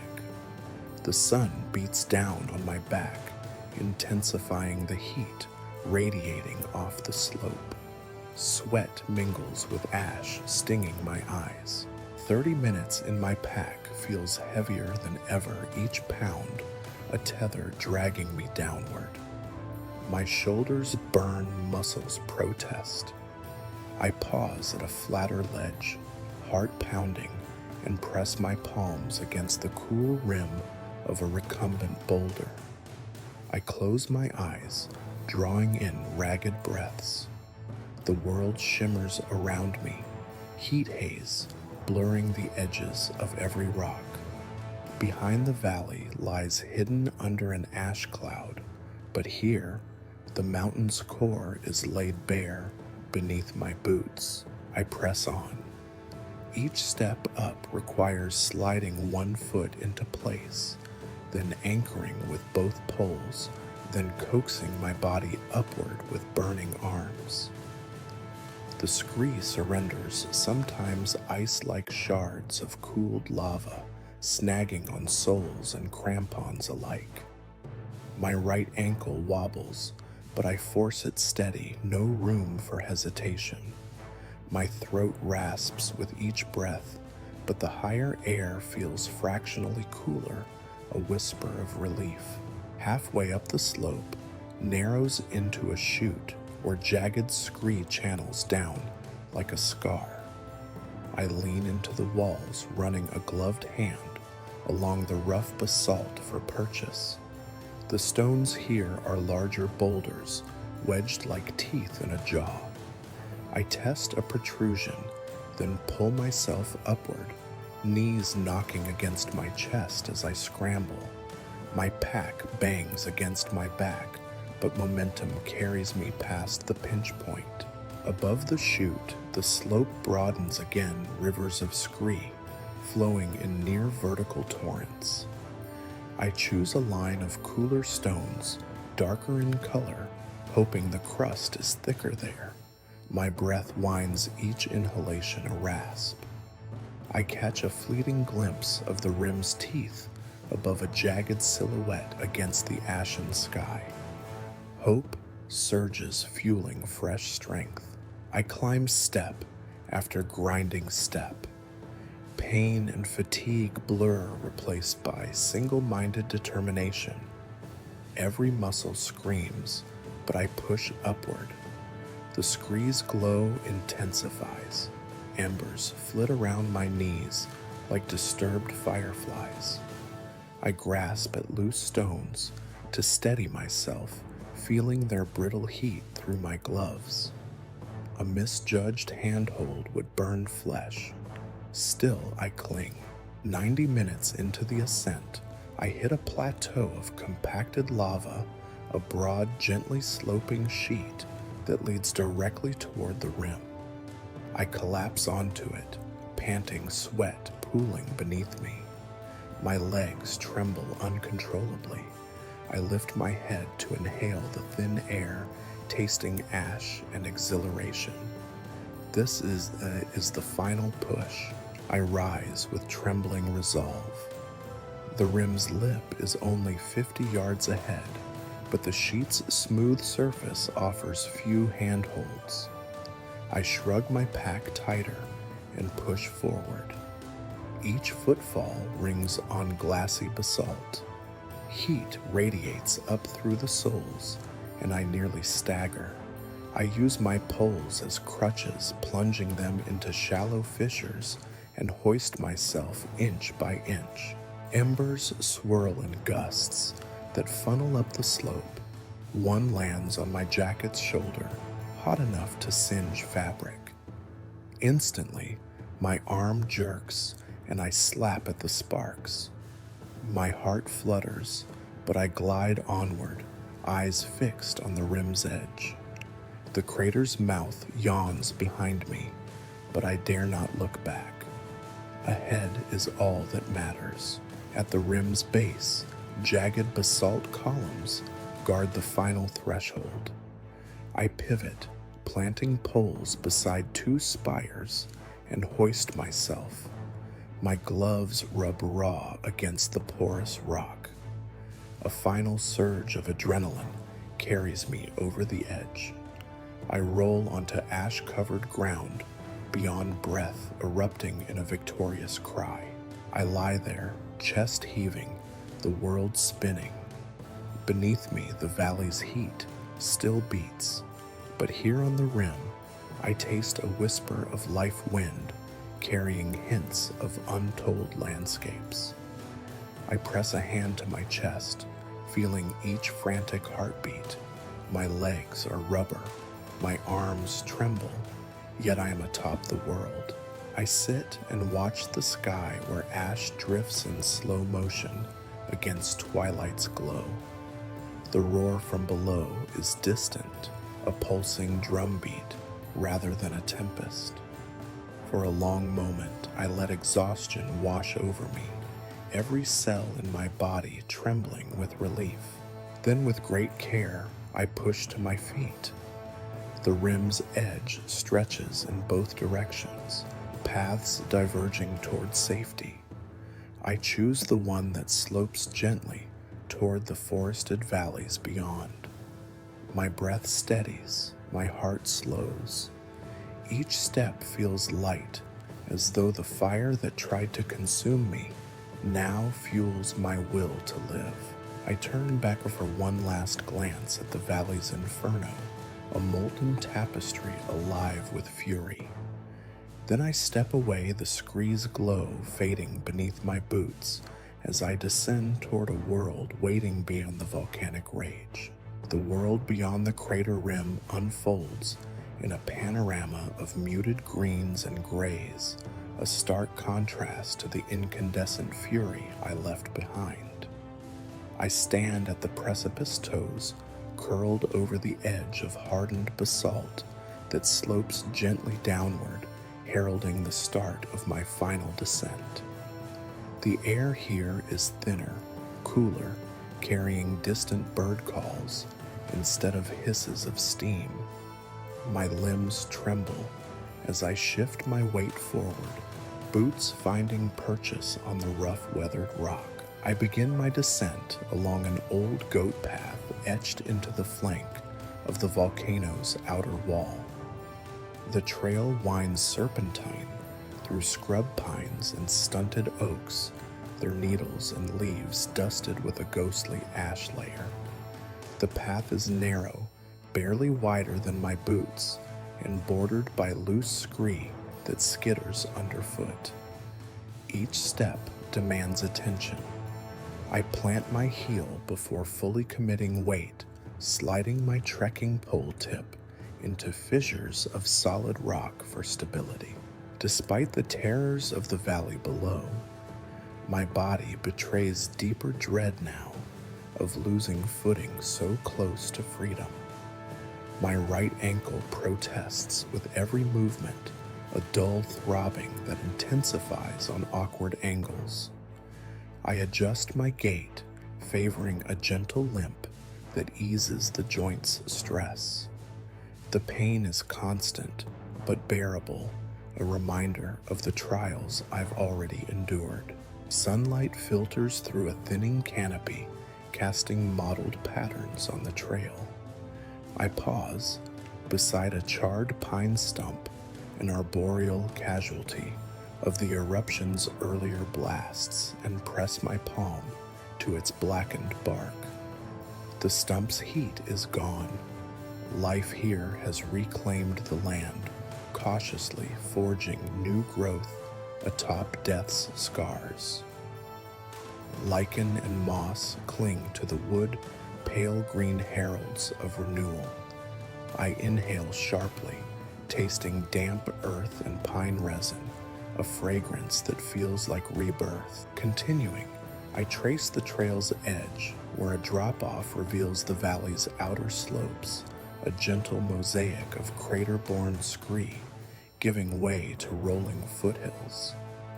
In the distance, a winding river glints silver, cutting through emerald fields. That sight anchors me. Water always brings hope. I step along the trail's switchbacks, mindful of loose stones, the occasional slide prompting a quick shift of weight to my trekking pole and a whispered prayer to whatever forces guide my steps. As I descend, the trees grow taller and denser. Needles clatter as wind stirs the branches, and the undergrowth softens my footsteps, muffling them in a welcoming hush. The ash-dusted earth feels springy beneath my boots for the first time in hours. My breath deepens lungs, filling with air that is cool, moist, and free of brimstone. I close my eyes for a moment, savoring the sensation. Halfway down the path crosses a small stream that trickles from springs higher on the mountain. I kneel at the bank, cupping cold water to my face and drinking deeply. The water tastes of mineral and life. My throat relaxes around its flow. I wash ash and sweat from my hands, then splash my face, feeling an unmistakable sense of renewal surge through me. Refreshed, I climb from the stream and find a fallen log bridging the bank. I rest atop it, stretching tight muscles and gazing upward at the crater rim's silhouette against the sky. The mountain's promise of destruction has given way to this gentler landscape, yet its power lingers in every stone. I close my eyes and offer silent thanks for the refuge of the trees, for water, for the chance to step away from lava's embrace. Rising, I continue along the trail, now wider and better maintained, descending through a mixed forest of pines, oaks, and maples. Sunlight warms the trunks, highlighting fresh leaves that tremble in the breeze. The path soon emerges into a meadow, kissed by late afternoon light. Wild grasses sway, and a chorus of insects hums. Butterflies drift among wildflowers, yellows, purples, and whites bobbing in the gentle air. I inhale the meadow's scent-honeyed grass, floral perfume and damp earth, and my heart swells. A wooden post marks the junction to a ranger station half a mile away. Relief surges through me, mingled with exhaustion. I follow the sign boots crunching on the meadow's edge and feel tears sting my eyes, tears of relief, of survival, and of reverent respect for the mountain's dual nature of fury and grace. Approaching the station, I see smoke rising from a stone chimney. Voices drift in the air, laughter, the clink of dishes. A dog barks in greeting. My pace quickens each step, carrying hope rather than dread. The stone building comes into clear view, a sturdy refuge with wooden shutters, hanging lanterns, and a porch that overlooks the descending trail. I step onto the porch boots, echoing on planks, and pause. The warmth from a wood stove drifts outward as the door swings open. A ranger face lined with age and friendliness appears. His eyes widen in recognition of my ash-coated gear and hollow gaze. Without words, he holds out a cup of steaming broth. I accept it, warmth seeping through chilled fingers. I settle into a chair beside the hearth, sipping the broth that tastes of marrow salt and comfort. The ranger offers a heavy blanket, draping it across my shoulders. I wrap myself in its weight and close my eyes, letting the crackle of the fire and the scent of pine wood sink into my bones. Outside the window, the forest breathes branches swaying sunlight, dappling the ground, and the distant river murmuring. The eruption's chaos feels distant now, a memory etched into memory. Here in this moment, I am safe, warmed, and alive. I press the blanket closer, resting my head against the chair's back. Tomorrow I will share this story of ash-choked days, molten rivers, and razor-thin ridges with others. But tonight I let the quiet triumph of survival wash over me like gentle rain. The dawn arrives quietly, a fragile wash of pale gold seeping beneath a veil of ash-laden clouds. I stand on the meadow's edge, wrapped in the ranger's blanket, and watch as the world awakens around me. Late-night dampness clings to the grass, each blade jeweled with dew that glints like scattered diamonds. The forest beyond breathes in gentle whispers, the rustle of leaves, the distant call of a lone bird greeting the morning. The eruption's roar has receded into something soft and distant, a memory held in the valley's stones.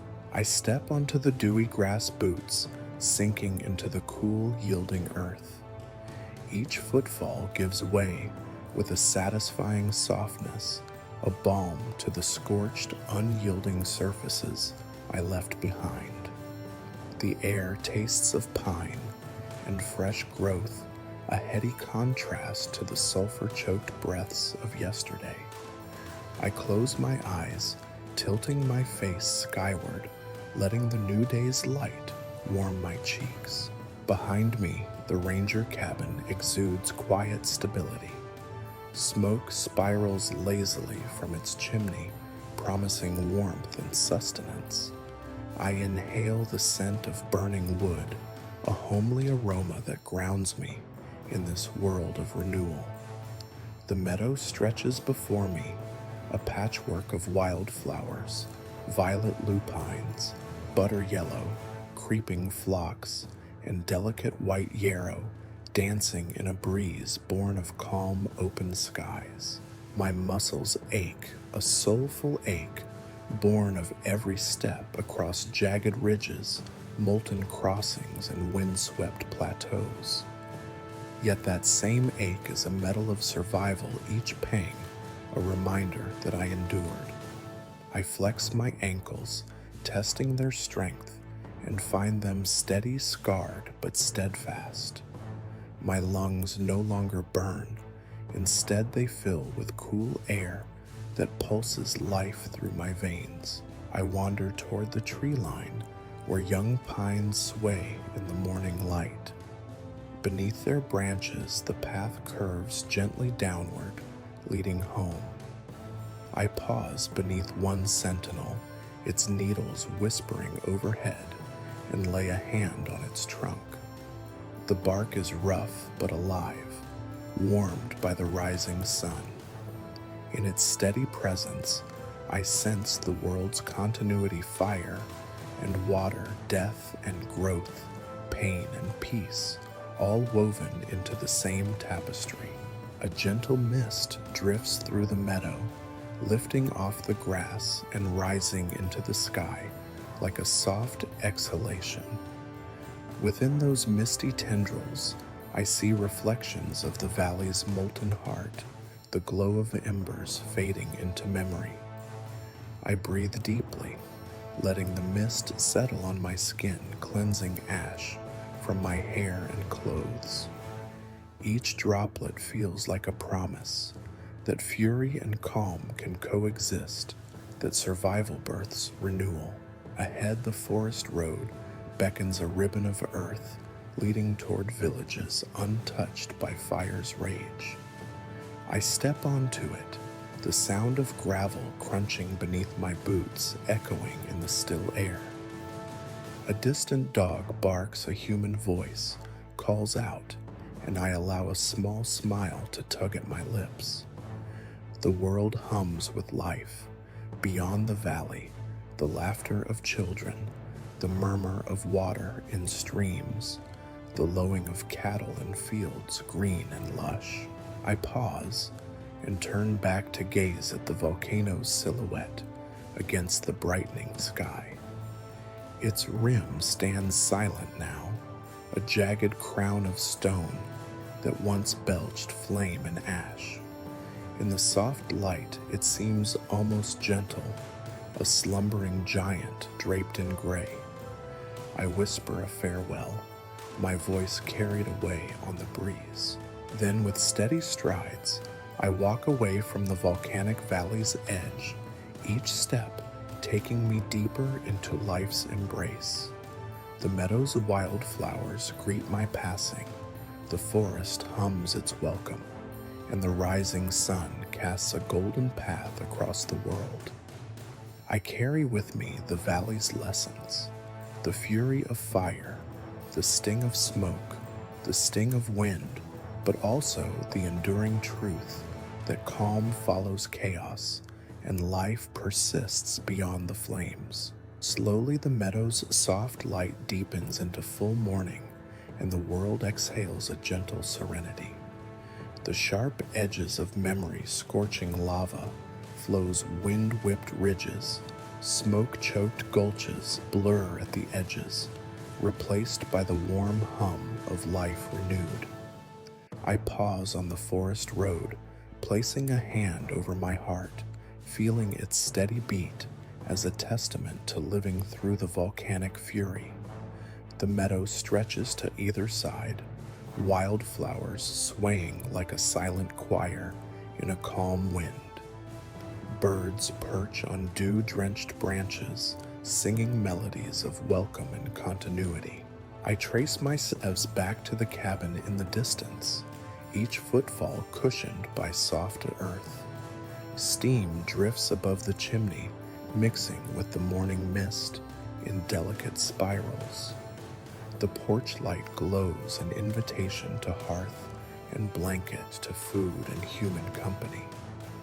I remember the first dawn in the valley, ash swirling sky burning, and marvel at how differently this morning feels gentle, cool, alive with possibility. As I approach, the ranger lifts a coffee cup in greeting, steam curling upward like a peaceful echo of yesterday's storms. I accept it, the warmth seeping into chilled fingers, and let the fragrance of roasted beans anchor me further in this world of calm. We stand side by side, watching the forest stir. No words are needed. The dawn's hush speaks volumes. In this moment, the volcanic valley feels like a distant dream, a vivid, harrowing vision now softened by the dawn's fragile calm.